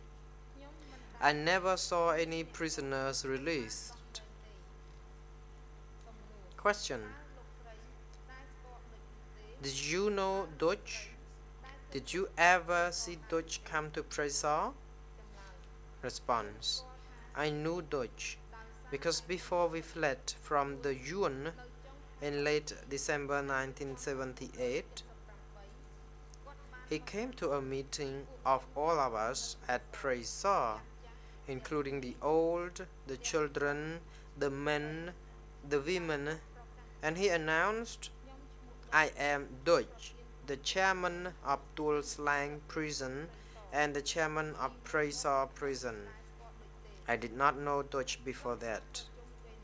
The content of the meeting was him talking about the East Zone and North Zone soldiers being traitors and joining the Yuan, and he said he regretted that they had taken good comrades and killed them, and that later he had learned that the comrades had not been traitors, that just the leaders had been traitors. He allowed the prisoners to express opinions, and Chon Mail stood up and gave his opinion that I struggled to liberate the nation, but was accused of treason. Where were my 13 and 14-year-old children who were arrested also accused of treason? After that meeting, they let us eat 3 meals a day, with desserts in the afternoon. Later, on the day the Vietnamese came on 7th of January 1979, Duch and his unit came to take the Praisor prisons to Lang, Kampong Spư, to Thma Kup village and Tum Niep village, where Duch ordered 25 people arrested and taken to be killed, including me, but 6 persons were released, including me. The others disappeared and were not seen to return to the villages. Question. Did you know the condition of the people when you reached Phnom Penh on 17 April 1975? Response. When I entered Phnom Penh, the people had been evacuated out by the Khmer Rouge soldiers. My 1st Division also received orders from Commander Un to evacuate the people away, saying that they would be gone at the most a week or 2, and they would be allowed to return. After only 4 or 5 days, all the people had been evacuated from the city. I did not see any people killed then, because they agreed to leave. I saw pagodas, but did not see religious observances. Question. Why did they arrest you and send you to Praisor? Response. When they arrested me, they did not tell me the reason, but when I reached Praisor, they told me that I had been a traitor and had collaborated with the Yuan.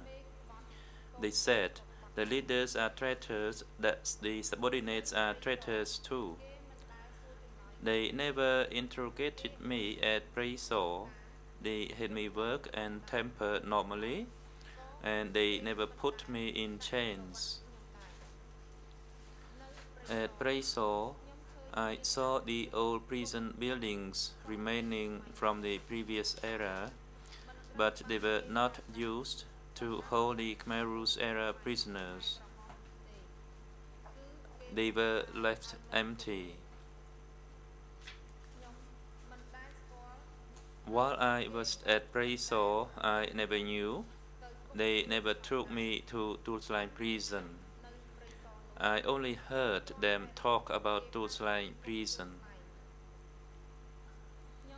In the 1975 era, I was a regimental economics chairperson in the 1st Division. That regiment had 3 battalions, which had a total of 900 persons. At Praisor, prisoners were not permitted to speak to one another. They were forbidden to move around freely, and they were guarded night and day. Question. Please describe what your women's regiment in the 1st Division commanded by Un did when it entered Phnom Penh?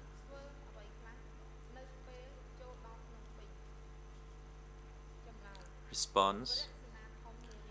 The women's regiment had 3 battalions. One battalion was sent to Srai Ombal. Another battalion was sent to the government section in Tulkop, and the other battalion was in the 1st Division staff near Wat Phnom. Question. What types of prisoners were at Prey Saw? Response. The prisoners included 17 April people and soldiers from the East and North zones, but I just knew about female prisoners. I did not know about the male prisoners because they did not allow us to move around and make contact. All prisoners had to stay in the houses in the villages, 15 to 20 persons in each house, and they were not handcuffed or leg shackled, but they locked the houses from the outside. At Prey Saw, they divided the prisoners into units, or more than 100 persons each, with a unit chairman and deputy chairman in charge, all of whom had been prisoners arrested during 1975. Each unit was divided into small teams of 15 to 20 persons with a team chairman, a deputy, and a member in charge. This was the structure in my unit. I got free of Prey Saw when fleeing from the Yuan to Om Leang. When the Yuan attacked Thmo Kup village in Om Leang, I escaped from Duch supervision. I did not know where M13 was. I just knew that place where I was in Om Leang was called Thmo Kup. I requested to draw from memory the layout sketch of Prey Saw, which is attached to this record. One copy of this record was provided to this witness. After it was read aloud, the witness had no objections and agreed to sign or impress right thumbprint.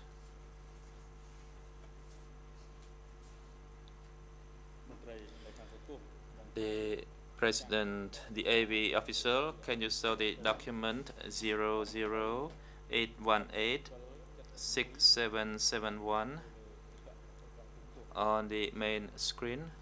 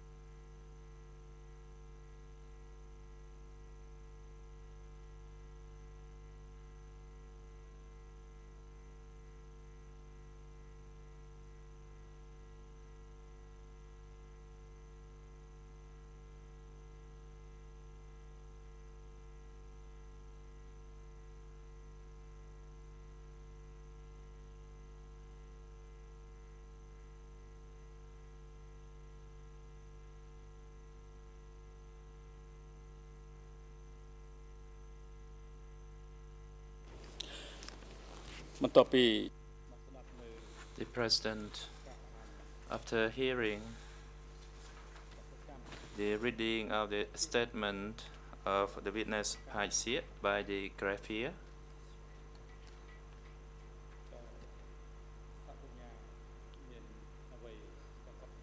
do the co-prosecutors have any comments to make regarding this person's statement?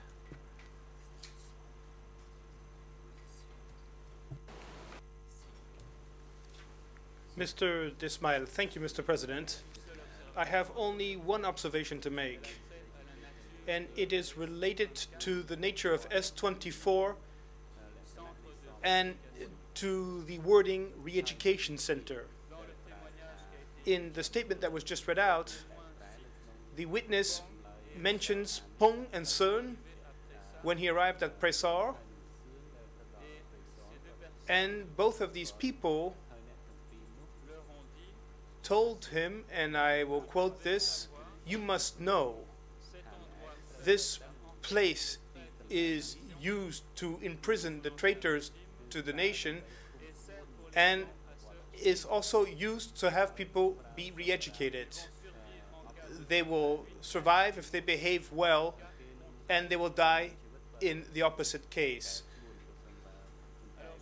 So I am now asking myself, following this quote, asking myself about the exact nature of S24.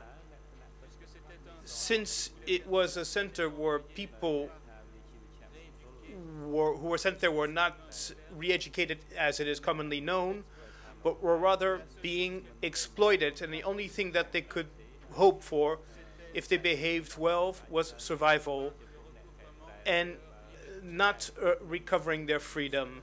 So therefore I would like, if you allow me to get to question the accused and to see how he will react to this, and if I may ask him if this was really a re-education center where people could be released, or was it in fact a place where the only hope for the people who were detained there was just survival. Thank you.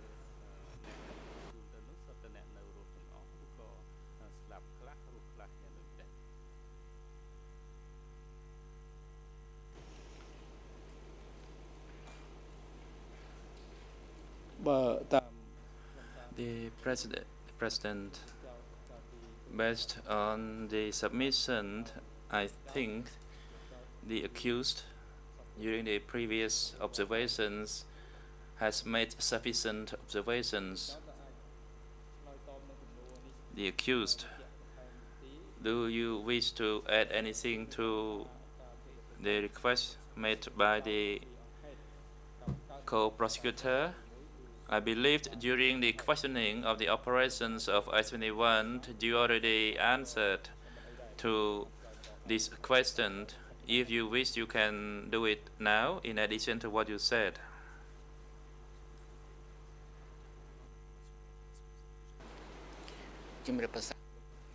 The accused, Mr. President, I did respond in details to this question, so I do not have anything else to add.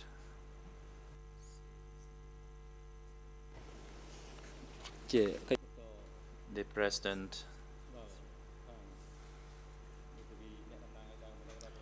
the civil party lawyers, do you have any observations to make regarding the statement of Paixi as read by the graphier?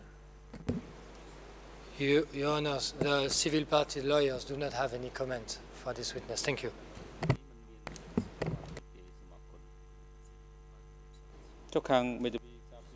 The President, and what about the defense counsel? Do you have any observations to make regarding the content of the statement of Paixi as read by the graphier?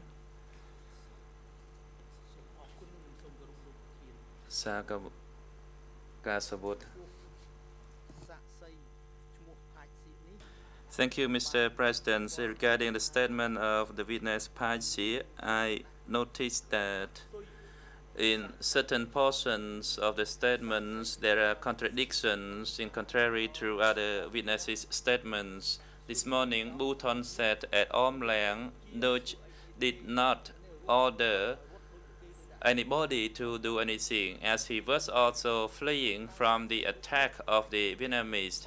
But Phai Siet said, at arm's length, Duch still issued order to arrest 25 people and then they were executed. This is just my observation, Mr. President.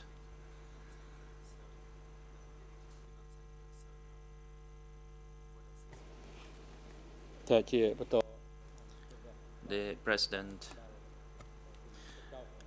The accused is now given an opportunity to make observation regarding the statement of Phai Siet as read out by the graphier.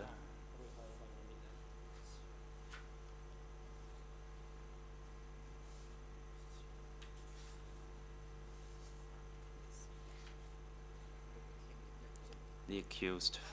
Mr. President, the witness statement, Phai Siet, has numerous points which are appropriate and reflects the truth. Number one is that she joins the female unit under the supervision of Khoi Tuan's wife. Her revolutionary name was T, and later on she was integrated into the 1st Division of the North Zone. This division, before 17 April 1975 and a little bit after that, was supervised by Eun and Kum Main. I knew this person Kum clearly. His original name was Prakum. He was imprisoned with me in 1968, and after 1975 the General Staff transferred him to the North Zone because it was rumored that he scolded badly to his combatants. So in early 75, Phai Siet made a proper statement, but Kum did not exist in 77. So she could not grasp the situation at the division where she belonged. She said she was the chairwoman of the economics section of that division. Actually, that division was changed to 703 division, and then she sued Nhu Vuong, the deputy secretary of the 810 division. So I am uncertain regarding this point. In addition, she said her husband's name was Somwat and that he was arrested. I tried to locate the name on the list of the prisoners to be smashed at Preso, and I found the name Somwat on that list, but that Somwat was a member of the company at the Ministry of Commerce, and actually she said her husband was a member of a platoon in the 310 division. So it's possible that the names are the same, but they are two separate persons. Separately at Preso, there was a section regarding the interrogation, and I believed there was a temporary detention at Preso before a decision was made by the S21 committee, but there was no interrogation section at Preso. This is my observations regarding Preso. And he said about the division 313, 14, 15, and 16, that is correct. And he said the overall charge person at Preso was T. That is contradictory, as we all knew. Hui was the one who was in charge at Preso. And finally, towards the end of her statement,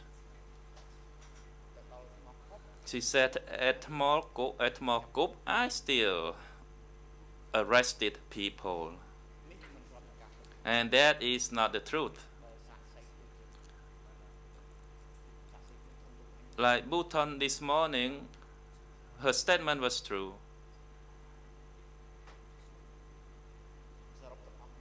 So in conclusion,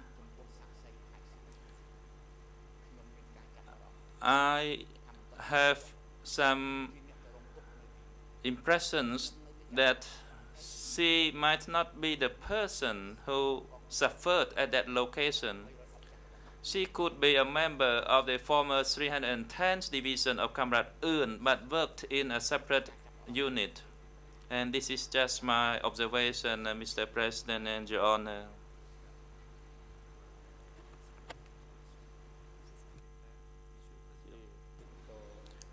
The President.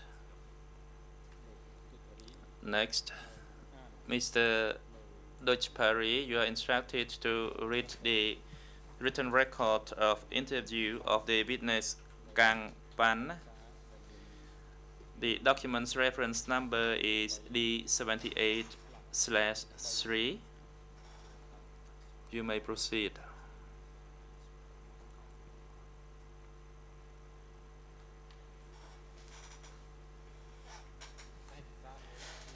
The graph here, document D78/3. This is the written record of interview of witness Kaing Pan, alias Hui Pan, born on the 3rd of April 1954. This written record was made on the 31st of March 2008 at 10:10 a.m. by the investigator of the extraordinary chambers in the courts of Cambodia. Question: did DCCAM interview you in October 2003? Response: yes. Question: we will read the entire text of the 13 October 2003 interview by Mr. Pan Suchi of DCCAM and summarized a number of important points and asked, do you acknowledge the entire text?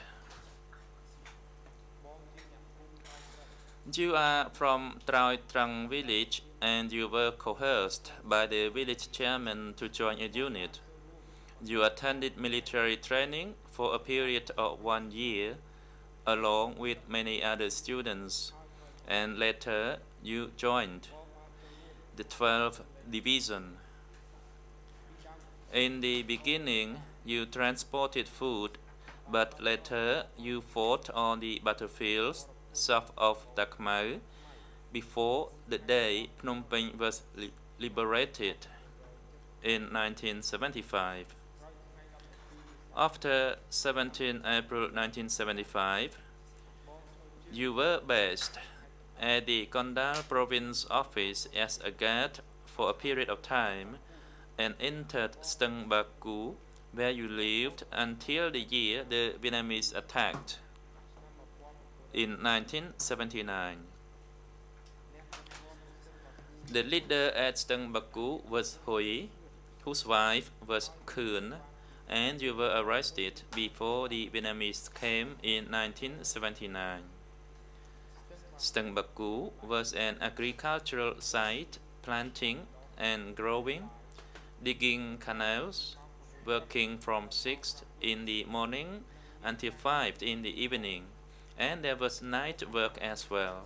The food was sufficient, 3 meals a day. You were a chairwoman of a unit of 12 persons being tempered and looked after between 70 to 80, 8 to 10 years old children whose parents had been accused of involvements and tendencies. All those children had been sent to Stang Baku after their parents had been separated from them. The children were dumped there and abandoned. More than 30 disappeared about 1 week before the Democratic Cambodia regime fell.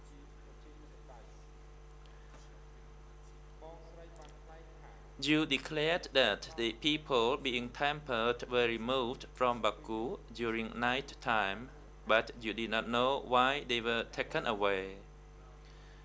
You did not know what happened to them, but claimed that they must have been taken to Tulslang. There were no killings or torture at Stung Baku. You knew that Baku was subordinate to Duch, whom you knew to be the chairman of S21. You met Duch when you studied 2 times, each time for a period of 1 week at the Tulslang office. Duch very seldom came, and the instruction was given by others. During those studies, there were various documents, but no revolutionary flag documents were provided. You heard screams, but never entered the prison or saw any prisoners walking back and forth, because they were put into covered trucks for transport.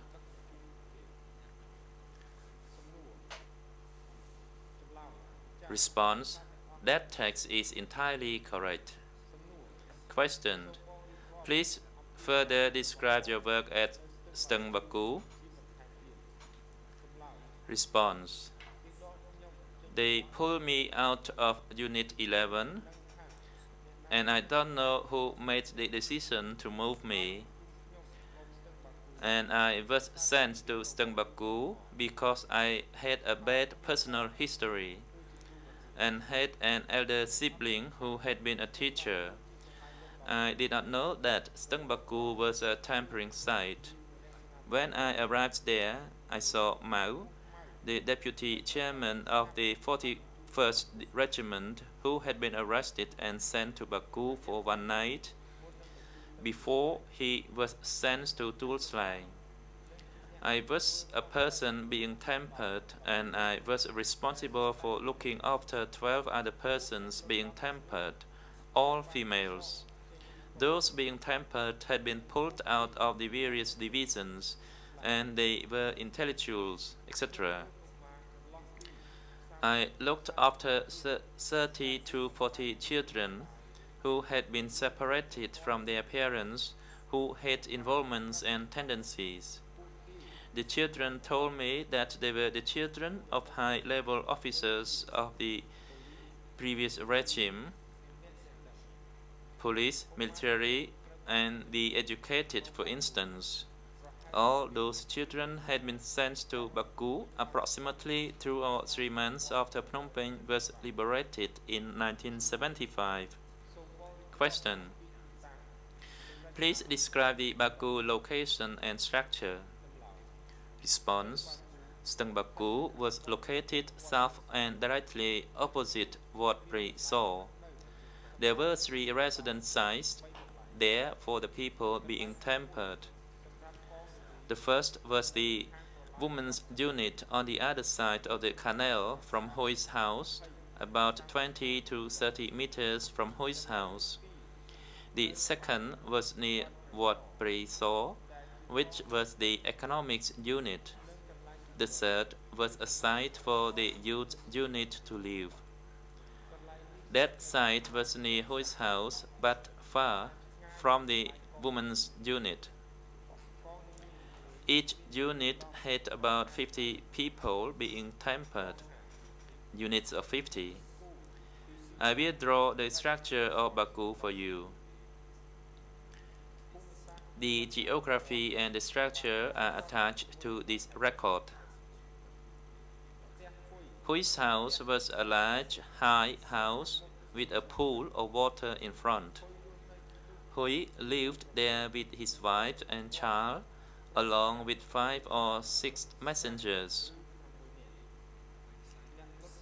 The people being tempered there often attended meetings with Hoi at Stung Baku, which focused on strengthening the planting and cultivation.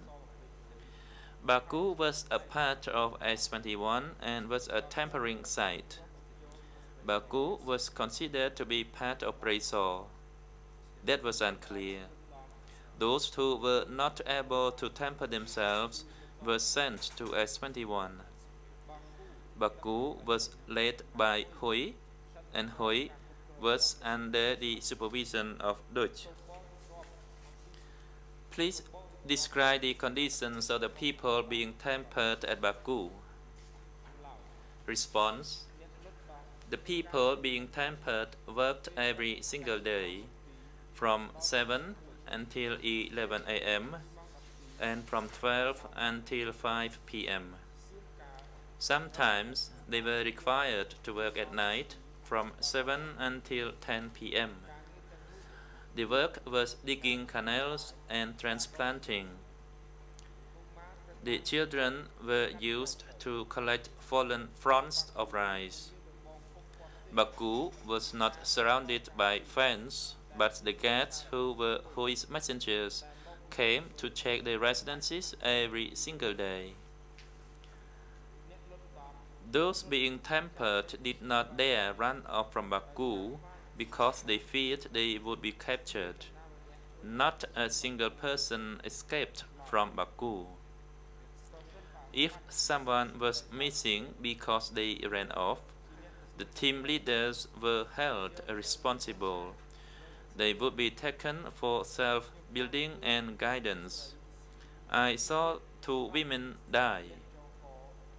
One hanged herself and the other died in a pool of water for an unknown reason. The people being tempered lived in ordinary houses. They were not shackled. When they were ill, there were medics in each unit of 50 to examine and treat them. Those tempering in the women's unit could not contact those tempering in the youth unit. They met during work time. As for the food, the first year work began at Baku. There were shortages of food. But later on, there was enough food for all the people being tempered. They all ate communally. Questioned: you said that the people were pulled out of Stung Baku and taken to Tul Slang. Please describe this further. Response: I saw them arrest people at Baku to take them to Tul Slang at night, 5 to 6 p.m. in covered trucks every week to 10 days. I knew that those trucks had come from Tul Slang because I recognized the trucks and the people who had worked at Tul Slang when I attended studies near Tul Slang. I think that the orders to remove those tempering at Baku were orders issued by S21, not by Hoi. Hoi just followed the orders of S21. Those who came to get the people being tempered first met with Hoi, and then Hoi's messengers went with them to the residences, called them out by name, and told them they were going to a different workplace outside Baku. All those being tempered, even the children, thought they were probably being taken and killed, because no one ever returned.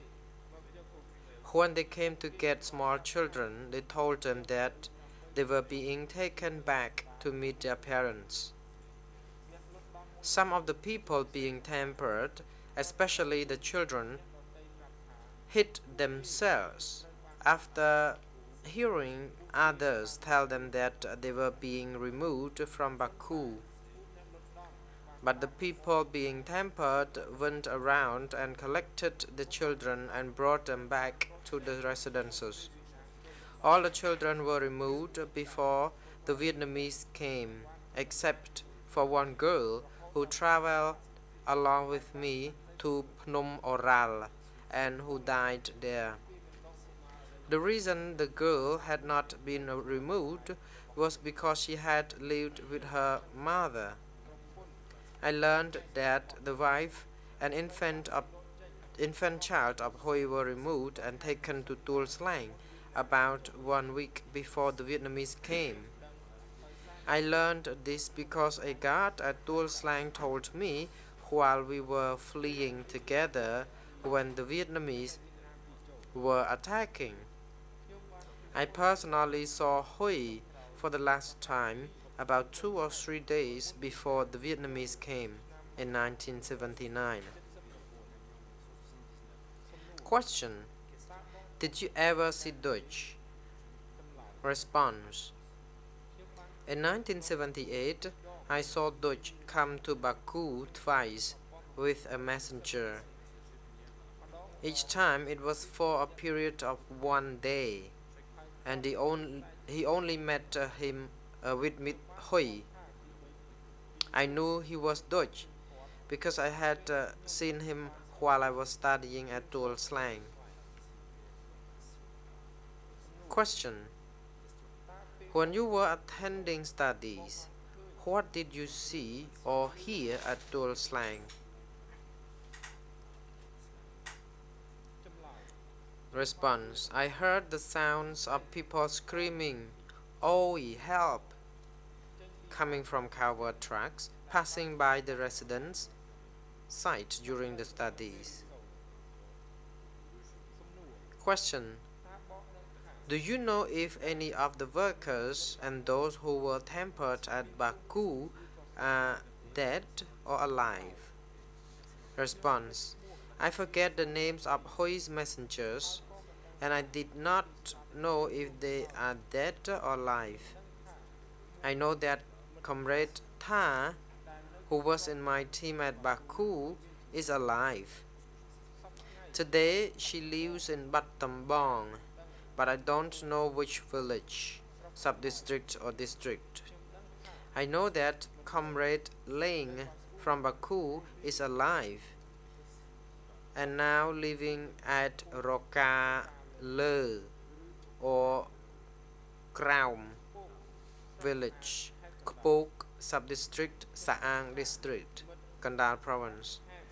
I know that Comrade Prak Kam is now living at Sompan Le, Prek Ambal sub-district, Koh Thom district, Kandal province, but I have not met or contacted him for the past 10 years.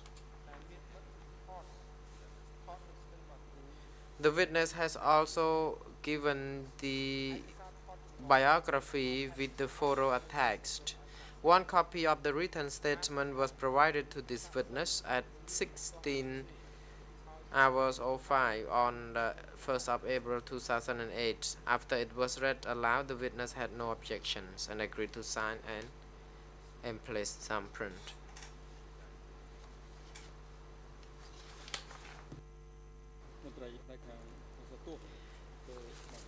The President, the AV unit is now instructed to put document under ERN 00186758 up on the screen.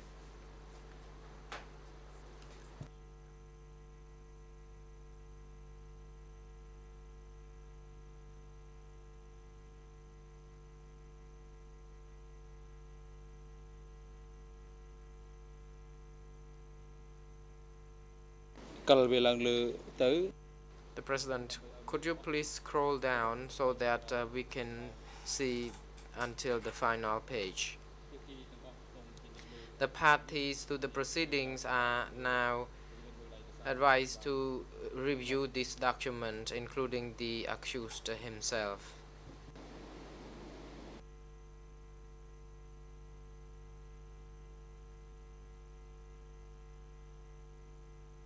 The AV unit is now instructed to remove this document, put another document with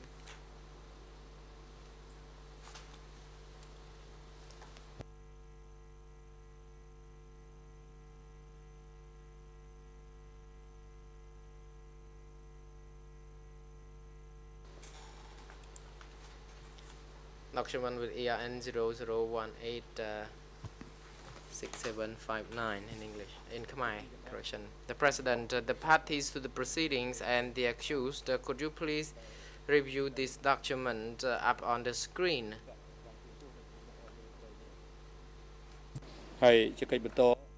Next.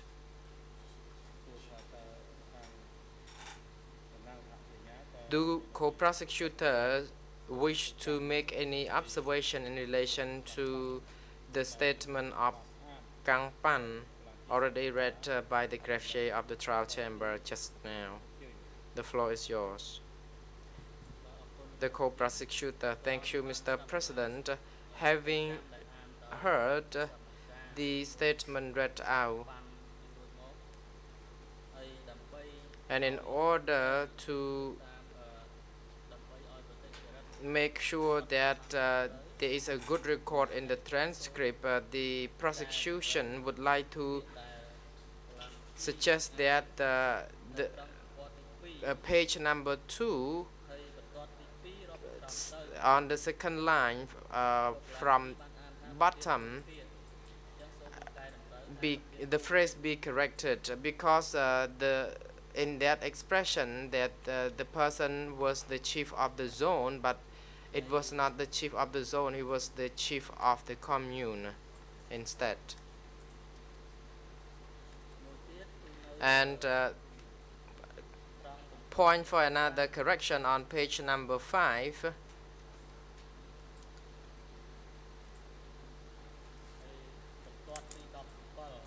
Line 17. The greffier read that except one girl who traveled with me to Phnom Aural and stayed there. In Khmer it was stayed there, but in English the girl died actually.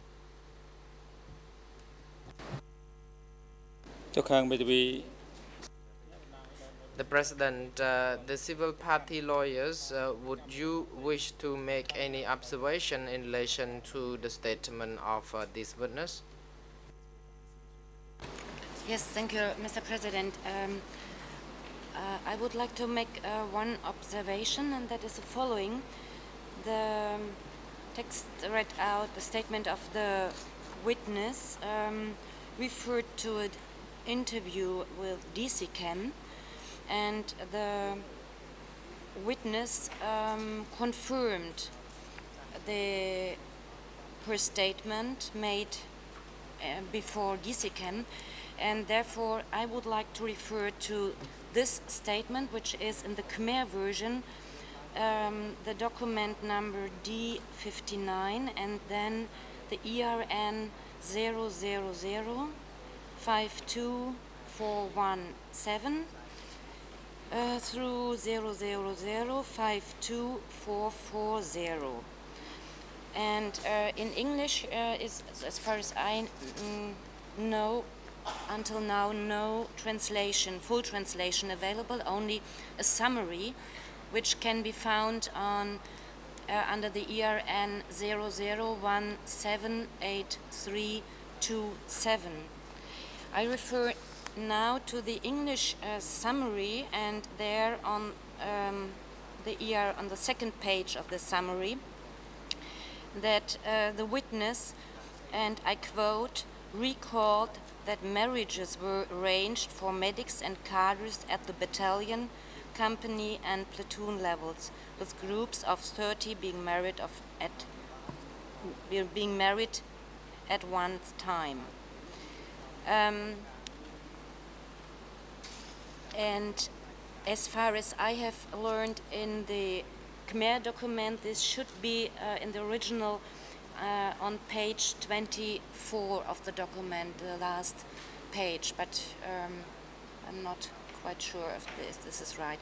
And therefore I want to comment on this only, that this shows that group weddings arranged by so-called Angkar took place in Stung Baku, and which was under the order of the accused and show this fact shows or shed light on the living conditions of the staff there.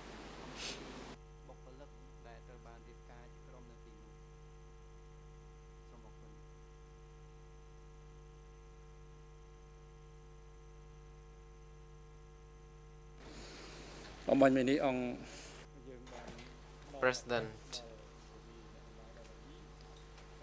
we have already given the floor to the civil parties' lawyers to make observation in relation to the statement read out by the greffier of the trial chamber. And the latest observation seems to be far beyond what the chamber wished the civil party lawyer to comment on. Next, we would like to give the floor to the defense counsel to make their observation in relation to the record of the interview of Kang Pan as read out by the greffier of the trial chamber. Mr. Gaswood, thank you, Mr. President. The defense counsel has no observations.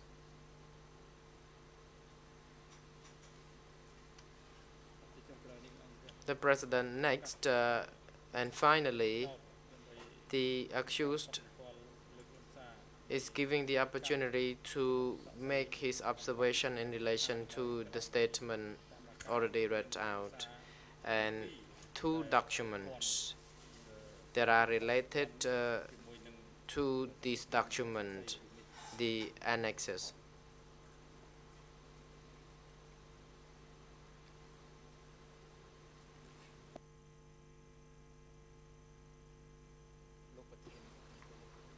The accused. Mr. President, first of all, I would like to recognize document 00186-758, which belongs to the document of S21.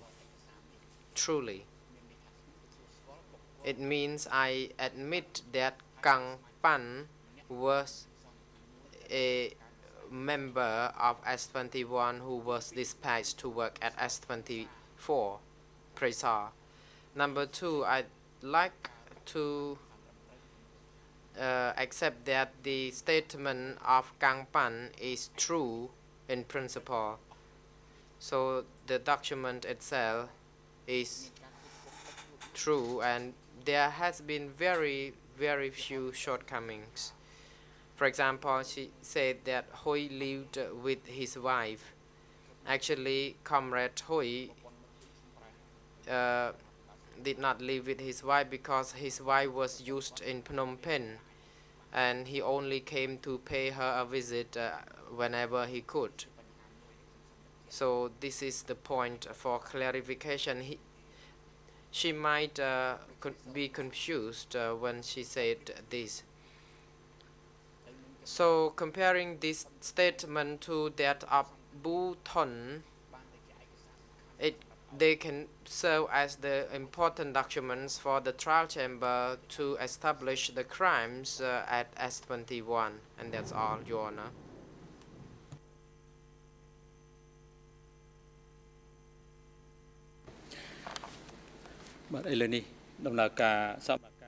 The President,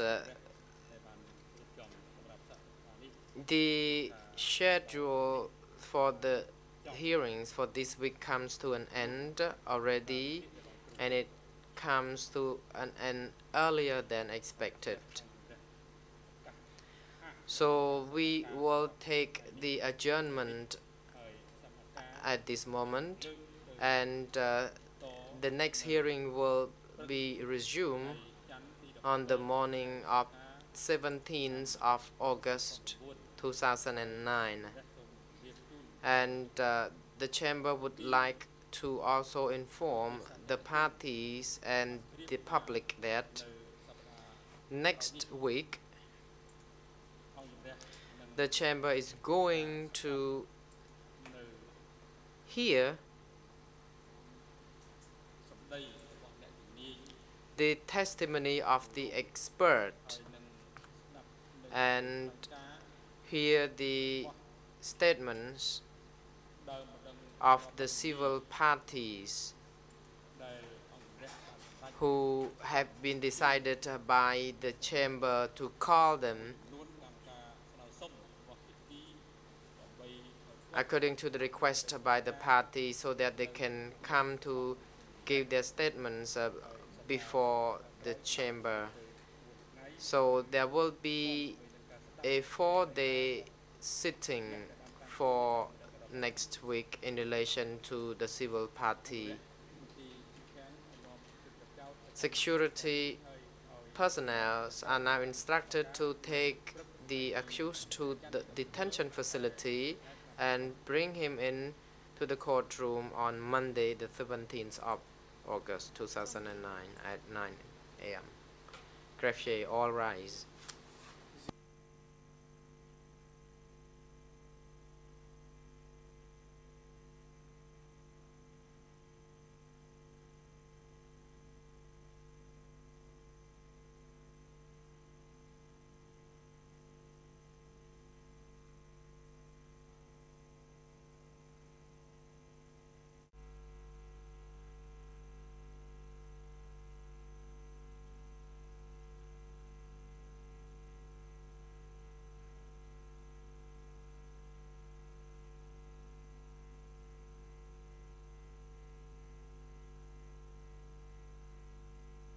The President, please be seated.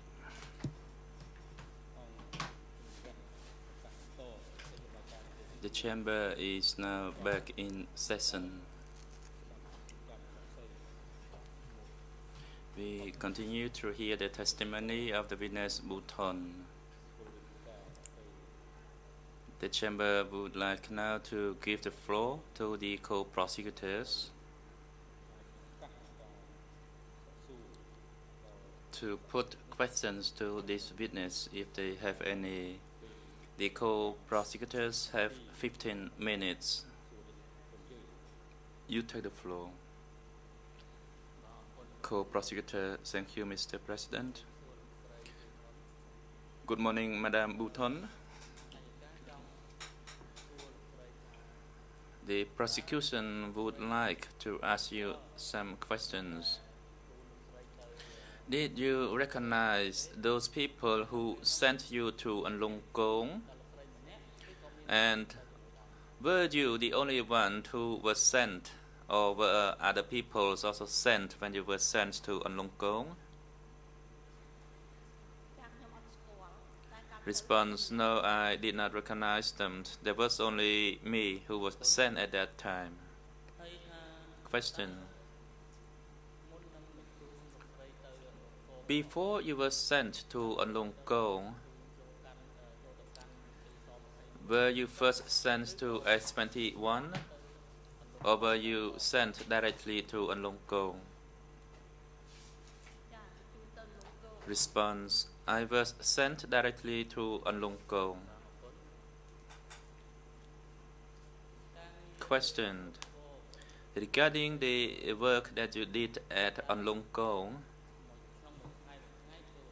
how many hours per day did you work, and what time did you start? Response: I started working in the morning. At 10 or 11 a.m. we returned. We had a meal, and then we had like a labor for half an hour. Then we rested, and we ready for the afternoon shift. There was no rest. Question: at that location, did you notice any children who were forced to do labor work over there? Response: it seems that there was no child at that location, only adults. I only saw children when they were sent by truckloads occasionally. Question: were you ever arrested and sent for interrogation during the time you worked at Onlong Kong. You said that you were tortured. Can you recall the person who tortured you? Can you respond, please? Says the co-prosecutor. Response: I cannot recall at all, and I do not recognize the person.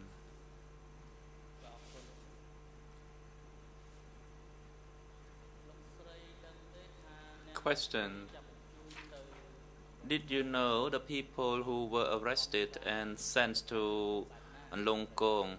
What category of people were those people regarded by Onka? Response: at that time they were arrested and sent, and we were regarded as the enemy. That's why we were sent to Long Kong. We were their prisoners.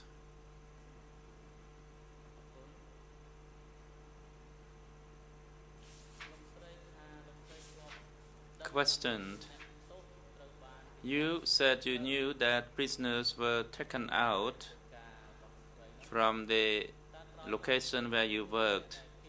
Later on, did you ever see any of them returned? Response: no.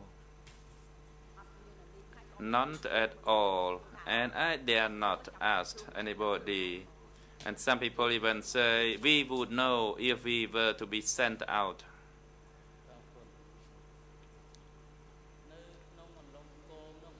Question: at Onlong Kong, did you ever participate in any meeting?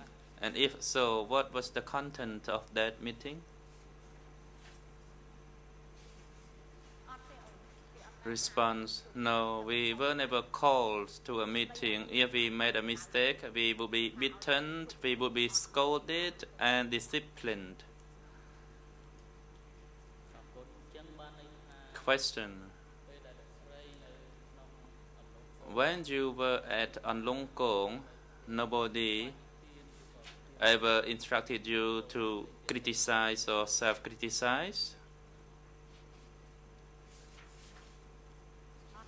Response: no. Like I said, if we made a mistake, then we would be called to rebuild ourselves and we would be beaten. Question: at Onlong Kong, did you ever see any foreigners detained there? Response: I did not see any foreigner, no.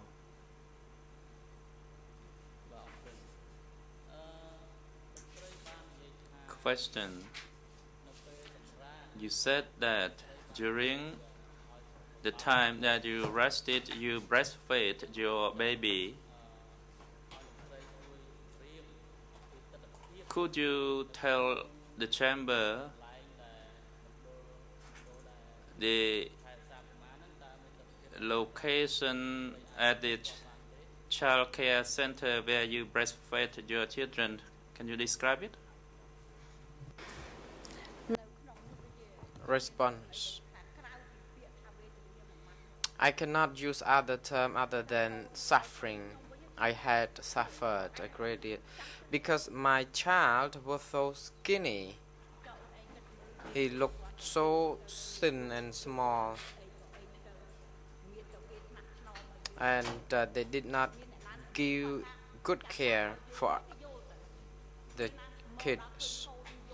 And then when I came home, I noted that my kid was crying. Then it was time to breastfeed him. Then it was only that time, and we could not really take any other time to breastfeed them.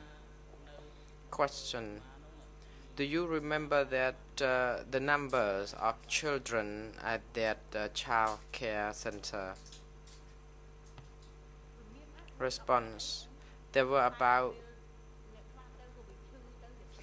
10 of them. Some were sick and died. There were not many.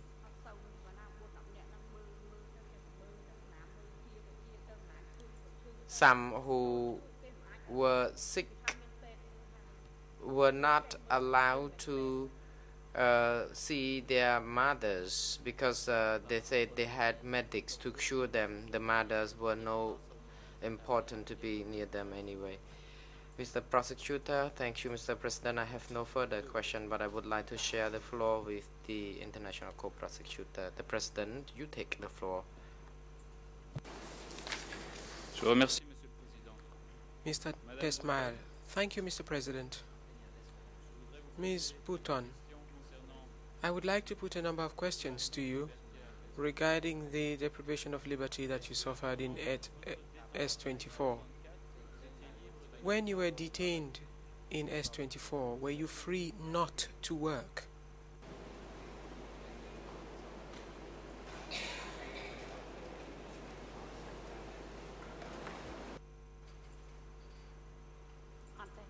Response.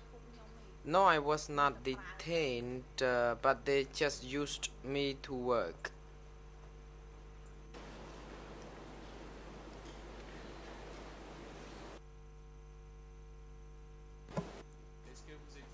Mr. Desmal, were you free to talk with other people who were working in the same place as you?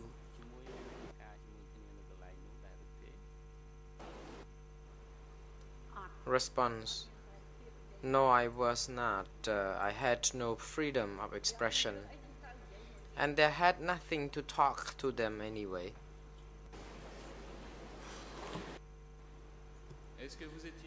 Mr. Desmal, were you free to share your ideas or to criticize the way work was organized, the quantity and quality of the food or the quality of the health care that was provided?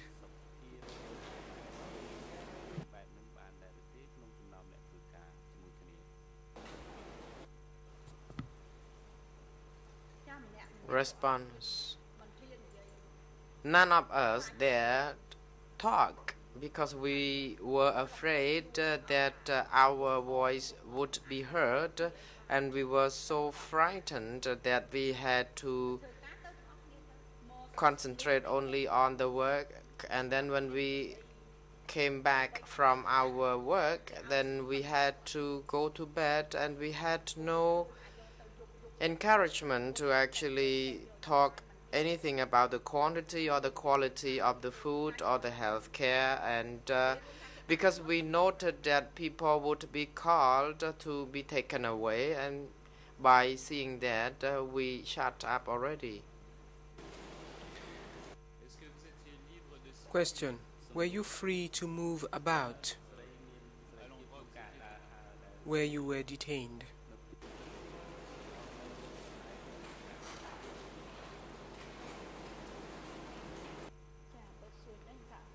Response. I would say that I was not allowed to move about easily or freely, because we only had to go to work, and then after we heard the sound of the bell, then we had to come back to the place where we stayed. It was like being detained in a prison without wall.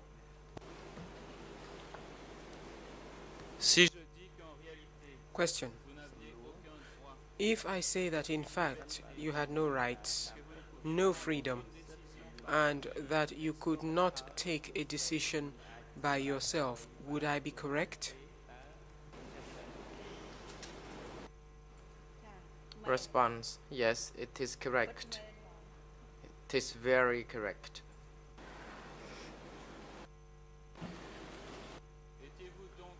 Question. Were you therefore under the control of the people who managed and kept you under surveillance in S24? Would you say that there was total control over you?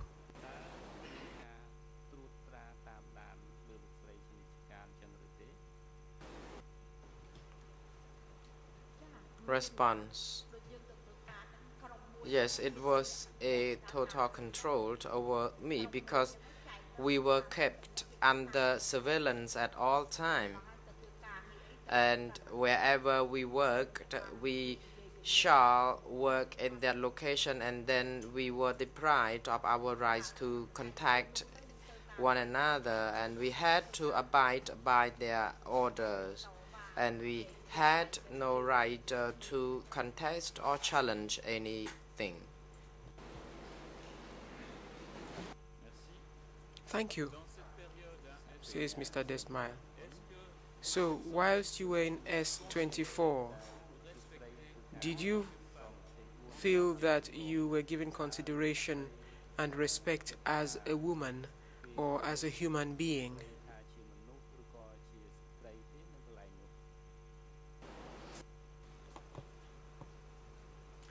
Response: how could I say they respect me as a woman or as a person, because when they talked to us, they never looked at us in the face, and I did not know how I was dehumanized because my life was in the hands of them, and they could make any decision to kill me anytime they wished to do so.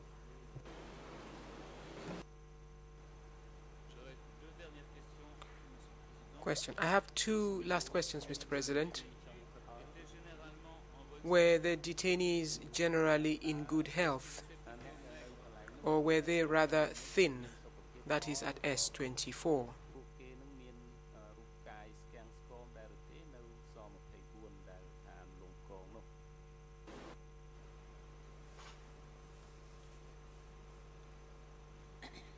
Response: some were very thin, some were normal, but at that time we were so frightened, although we were thin, but we had to fight to satisfy them, otherwise we would be killed.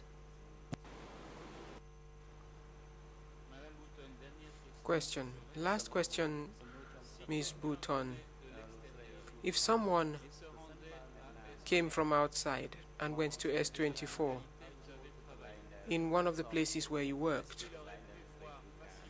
would it have been easy for him to see that the detainees were thin or in poor health?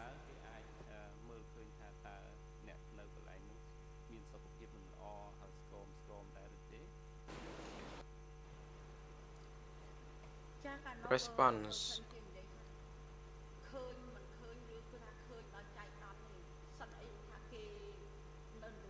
at An Lung Kong there was a big house. When newcomers were sent in, they would be sent into the house and we could not see them. The newcomers were with good health. People who were transferred from the other offices or ministries, they were still in good shape. But after we left to the work site, they disappeared and we don't know. Je vous remercie beaucoup, Mr. Desmile, thank you very much, Ms. Bouton, for giving testimony. Mr. President, I have no further questions.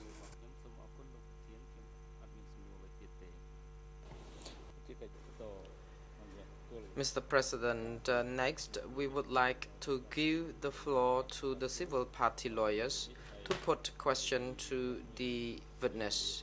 Each group has 5 minutes. Altogether, you have 20 minutes. You take the floor. Tisrina. Mr. President, Your Honors, today the civil party lawyers have already agreed that the 20 minutes will be used by I alone to put questions to this witness. Good morning, Madame Bouton. I am Tisrina, the National co-lawyer for the civil parties of Group 1. And my colleague Mr. Alang Wagner also is in the same group. Before I put the questions, I would like to request that in your response, please be brief because my time is limited.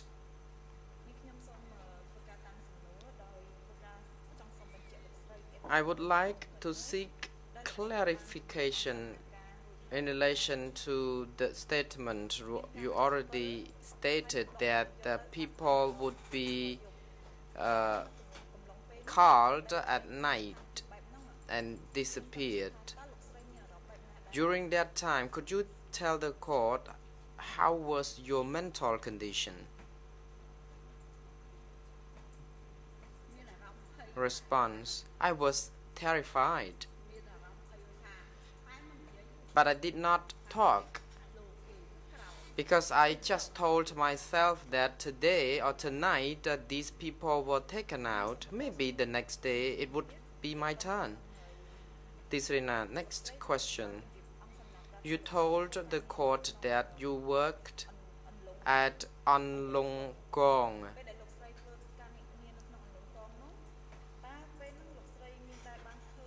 Did you see any mistreatment of the people who worked in the same place with you? Response: no, I did not. Question: did you ever see people died of tortures? Response: no, I didn't. Question: did you see people die of starvation? Response: no, I did not. Next question, said Tisrina. In order to refresh your memory, and it is the point you stated when you gave the interview to the staff of the DC camp.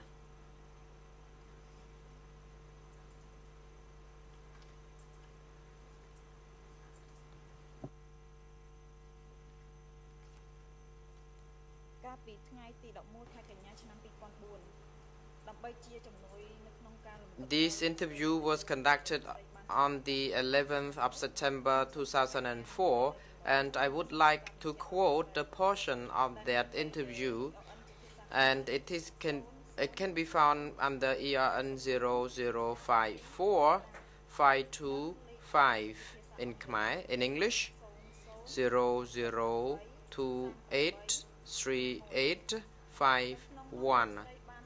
In that statement, you were interviewed by the staff at DC camp, and that when you closed the door, what were you told? And you said that he did not say anything then. He told me the other day that my husband did not eat a few days, and only when he was strangled that he told about the students who returned from foreign country and were executed. And then the question was that in which country were those students from? And you said you don't know because you said that he was only asked to transport them, and when you were asked how many people were there, then you said you don't know. And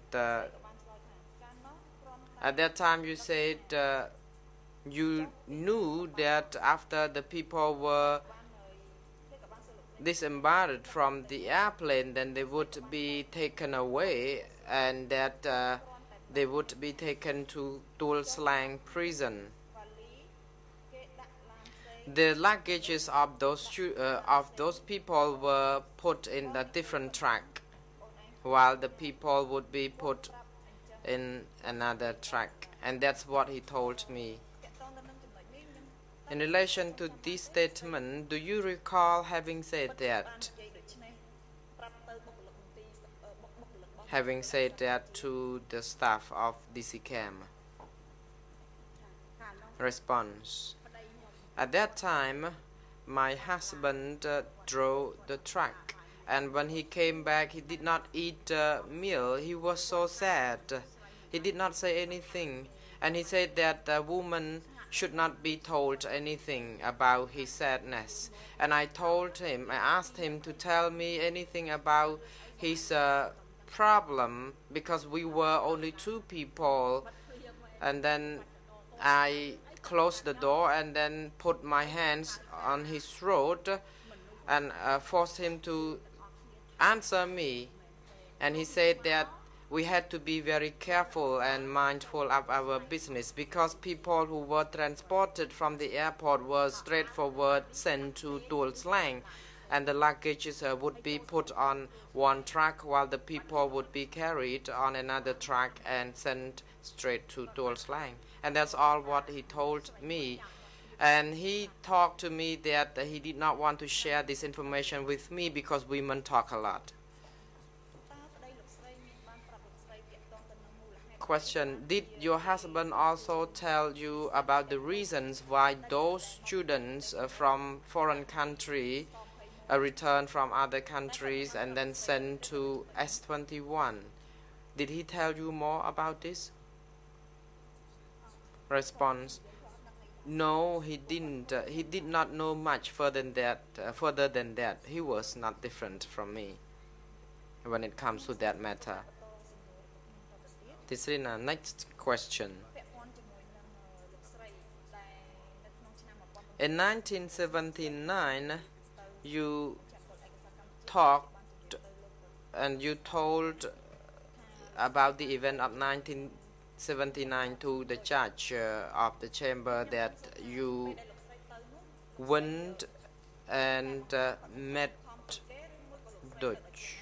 At that time, during the time when you were on a run, were you forced to go there, or it was voluntarily? Response. As I already indicated, I was so stupid. I was not forced to follow them, but I tried to run after them and follow the gangs. I was not compelled to go with them, but I was forced to leave the area, and then we just followed them. Tisrina, who actually told you to leave the location? Response. The chiefs at Anlongkong, because when we noted that there were bombardments in Phnom Penh, then we tried to escape, but I just went along blindly. I did not instead go to my hometown. I didn't know why. Question. You told the court that you met the accused, Duch. At that time, did you realize that Duch was still the chairperson, or was he just ordinary person? Response. When I met him, he was seen walking 5 meters apart from me, and we were sitting in a group, and I did not know anything whether he ordered us to go anywhere else, or maybe he was still with the authority, and we were told that he was the former chief, and that's all. And I just stole a glance at him, and that's all. And we were told that he was the chief of S21. And then we started to run further, and the Vietnamese would be chasing behind. Tisrina, I would like to go back a little bit. When you were running to the location that you met Duch, were you all together with the detainees, or are there civilians also? Response: there were mixed. There were even horses that carry the kitchen utilities, and we went together in the group. Tisrina, how many detainees were on the run with you? Response: I don't remember, but there were approximately 100 people, because I could remember having cooked a big pot of rice. So there were 3 big pots of rice to feed the group, so there were at least 100 people. Tisrina, when you met the accused, did you observe his character or mental condition? Was he happy or heartbroken? Response: I did not observe his appearance because I was rather far from him. However, I could see that he was just like a normal human being. He wore short sleeve shirt, and I could see him walking, but I did not pay further attention to his character. Tisrina, during the time when you were there, did you ever hear from the guards, the Khmer Rouge soldiers, assigning new tasks? For example, the Vietnamese soldiers were chasing them. Did you ever hear any Khmer Rouge soldier who really set new plans for during such critical time? Response: no, there was no longer any other meeting. Tisrina, so you only met Duch once, and that's all. Is it correct? Response: yes, it's correct. I never met him again. Tisrina, I got a personal question, and as you were victim during the regime,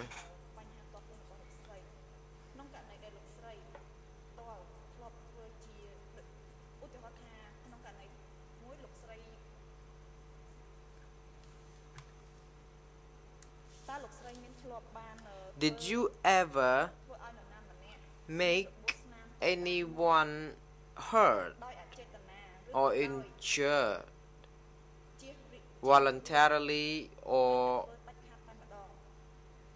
willfully? And if so, did you feel remorseful? Response: you asked me about the Pol Pot regime, or you asked me about the current situation and personal question to me?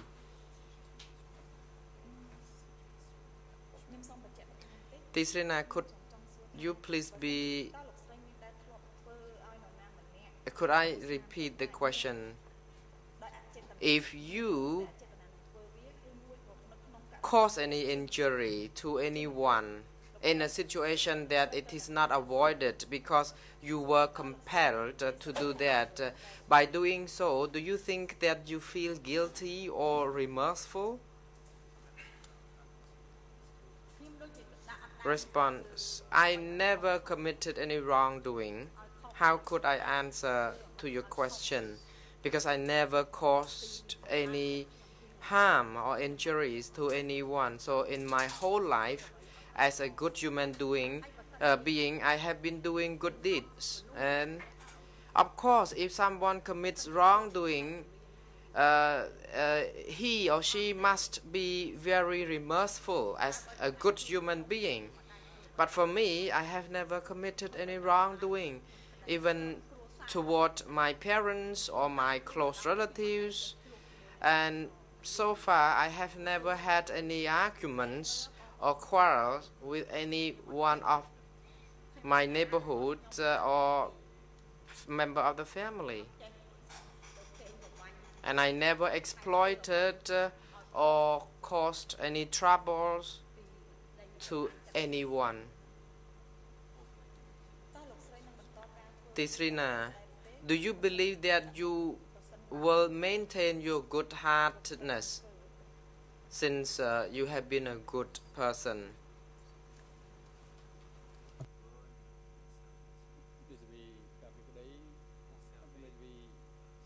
The President, the civil party lawyer, could you please be reminded that personal question or like hypothetical question should be avoided, because the question is hypothetical and I believe the response itself is imaginary. So please be straightforward to the fact at issues. Tisrina, thank you, Mr. President. I have no further questions, but with the President's leave, I have a small request and for the accused actually to clarify for one point.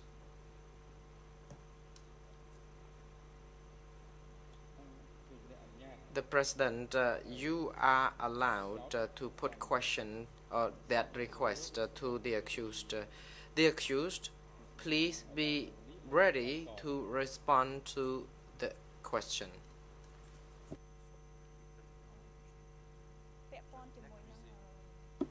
Tisrina,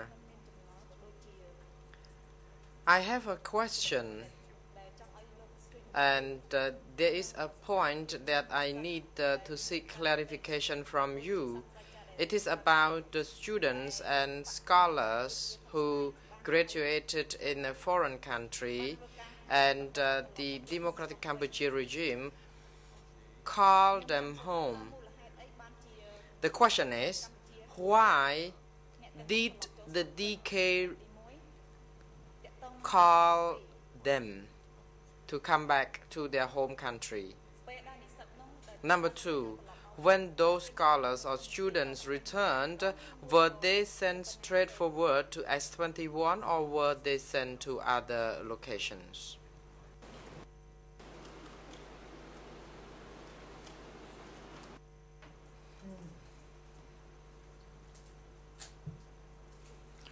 The accused, Mr. President. This topic is far from the pain inflicted upon this witness, so it is the President's discretion.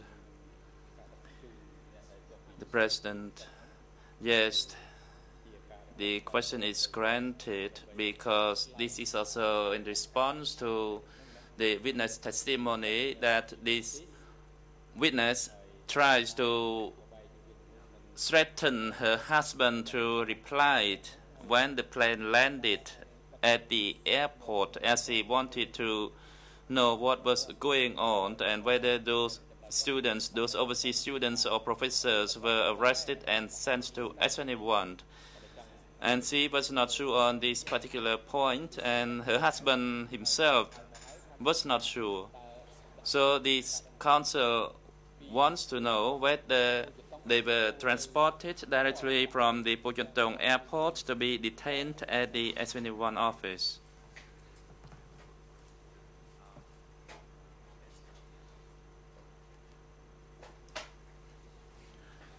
The accused, Mr. President, regarding the overseas students and intellectuals who returns to Cambodia, the first for them to be at S21 involved a lot of stages. First, they would be put into a center for re-education. Later on, they would be sent to S21. Later on, upon seeing the analysis and judgment of the leadership, especially Brother Pol Pot, during the last phase, the intellectuals and overseas students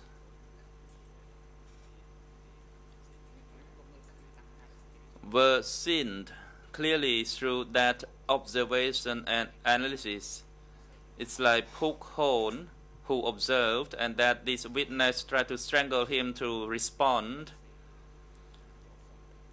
And yes, indeed, they were sent to S21. The policies of the CPK at the time, which was led by Pol Pot, changed, and it became more vicious and cruel towards the intellectuals.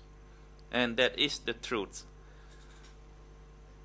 What I am speaking now is not try to get myself rid of those crimes and responsibilities. If we briefly look at this matter, it could be that way, but I do not blame any people of the crimes committed at S21. And yes, I am responsible for the crimes committed at S21. I am responsible before the nation. And toward the end of the final submission, I would summarize all my confessions. And I would also mention a point regarding this witness Bhutan. This is my response to you, Mr. President. Tisrina, on behalf of the Council for the Civil Party, I would like to thank Madame Bhutan for her testimony before this chamber, as well as in her response to my questions. The President. The Defense Council is now given the floor to put questions to this witness. If you have questions, you take the floor. Kasavut. Thank you, Mr. President. Good morning, Your Honor. Good morning, ladies and gentlemen. Madam, you said Duch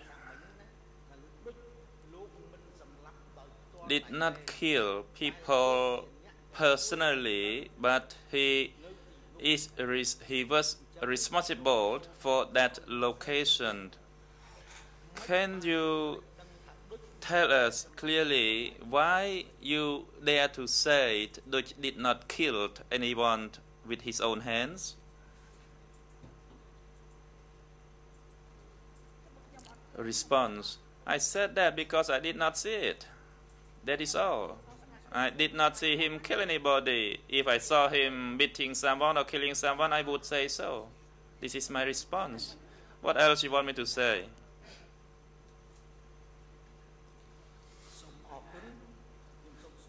Thank you. My next question is to you. You said during the Pol Pot regime, first, you was not aware that people were taken and killed. Is that correct? Response, yes. If I knew people would be taken and killed, then I would not blame the revolution. I did not know anything. Even after the liberation, I still followed them. Thank you. My next question. So if upon the time that you knew people were taken and smashed, and after that you knew the executioners, if they did not follow the orders, those executioners would be executed as well, because the orders came through the chain of command. So my question to you is, in your mind, who would you be angry with if the order came through the chain of command like that? response. Now I do not know whom I should be angry with. This is the reason why I want the lawyers and other people here to find the justice for me. How can I blame Pol Pot? Pol Pot is dead. And who else should I blame? So I just would like to appeal to the lawyers, the competent authorities, to be fair and to find justice. That's all. Thank you. With the President's leave, I would like the International Council to continue questioning to the witness. The President, the International Defense Council, you may proceed.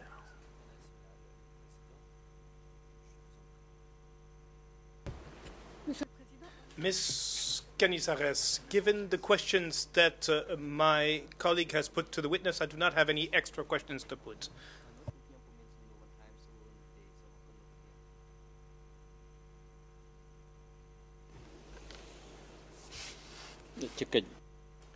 The President.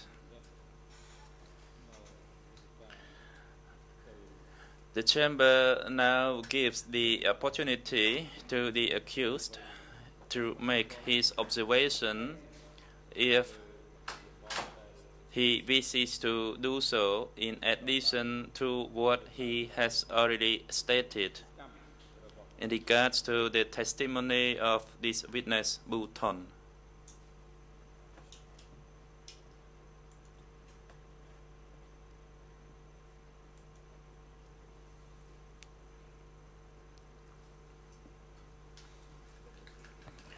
The accused, Mr. President, the testimony of Madame Bhutan is straight from her bravery act to speak the truth. And it is also derived from the so many years of pain and suffering inflicted upon her. She lost 3 children, and she did not even know the cause of their death. And one of her youngest infant died in her hand. Also, her husband lost his life.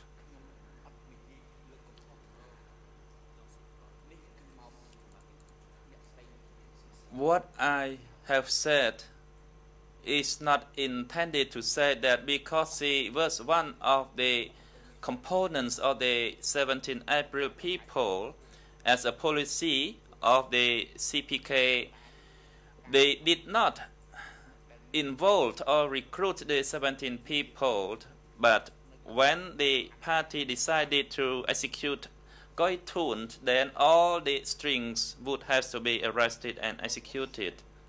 And that was the mandate of Pol Pot.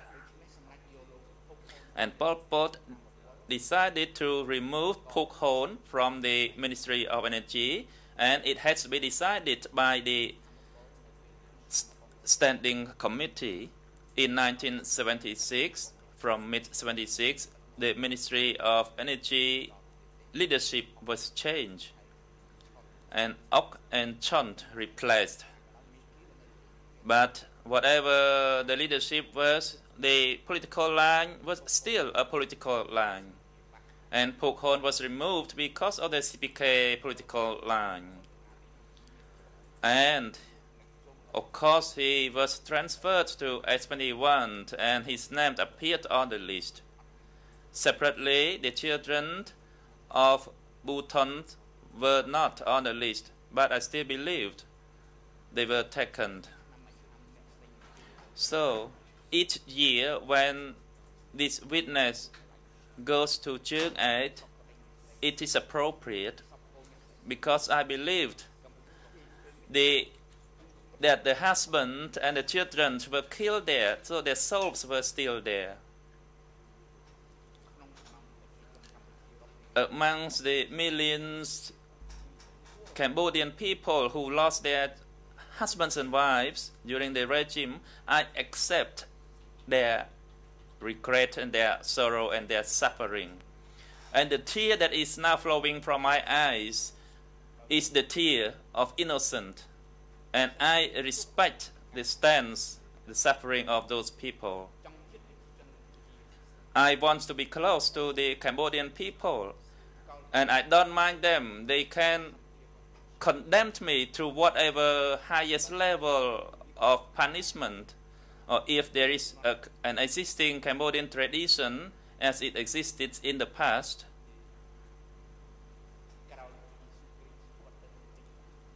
Or after the death of the Christ, Cambodian people can't do that to me. I would accept it. My life, just one life, cannot compare to those lives which were lost during those periods. I accept all the mistakes, all the offenses before the chamber and before the witness, the president. I notice the presence of the civil party council. You may proceed. Thank you, Mr. President. Maybe now it is too late, but the speech of the accused brings the witness into a situation that she cannot and is not able, as far as I can look at her reactions, to sit there and to accept this speech. That is my impression, and I really would like to either grant a break or to stop this speech, which makes the accused to the victim, and I would really intervene at this point. This is not appropriate. Thank you, Mr. President.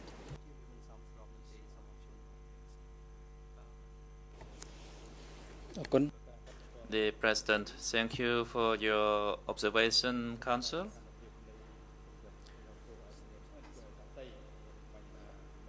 Due to the feeling of the witness at the moment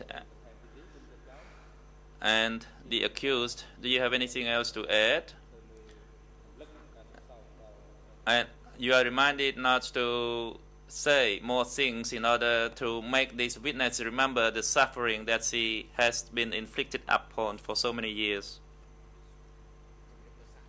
The accused, Mr. President, I would like to continue a little bit more. The reasons that I try to recall the suffering of Madame Bouton and the Cambodian people throughout the country is to show the greatest scope of suffering that I have to receive without doubt. I have already told the chamber that the crimes, the tragedy in Cambodia is like a dead elephant, and you cannot hide it with a bucket. And I have already told the chamber, to the Cambodian people, that now you cannot use 2 leaves to 3 leaves to cover a dead elephant. And 1 leaf would represent the notion. The President, your objection is not granted. Now the chamber grants the accused to speak.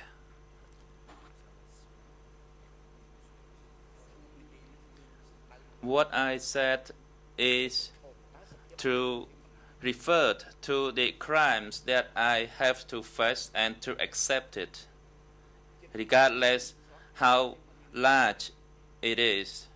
I do not avoid my responsibilities for the loss of the lives of people during the regime, as I have already and repeatedly said in this chamber, and I would not use a bucket to hide a dead elephant.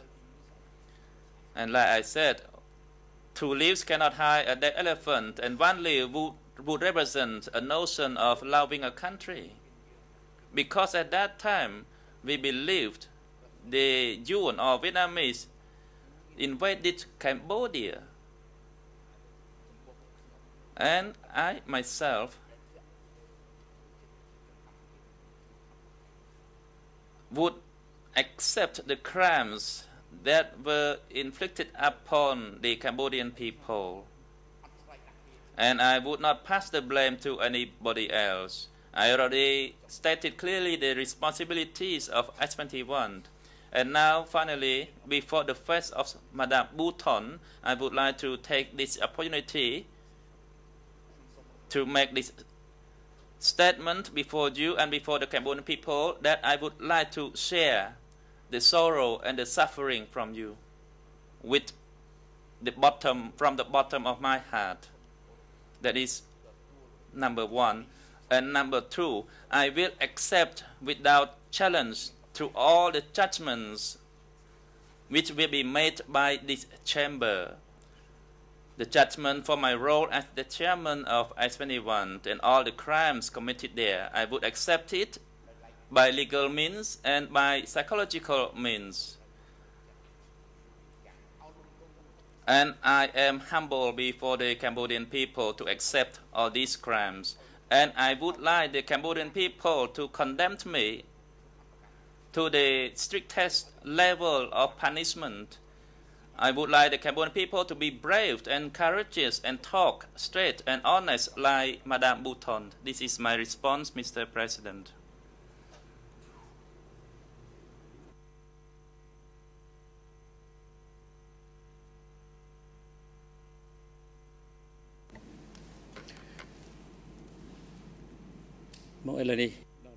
The President, now it is time for an adjournment for lunch break.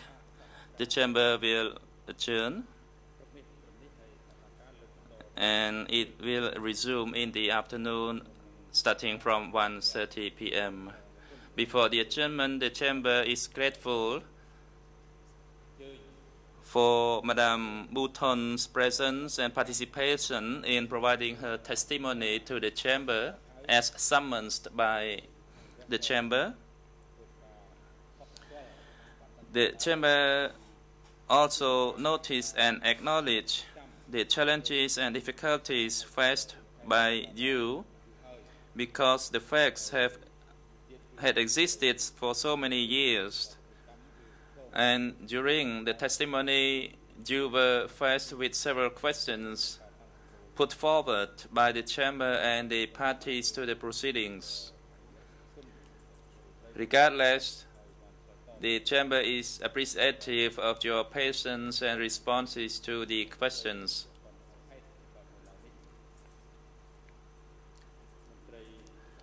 Court officer, can you make necessary arrangement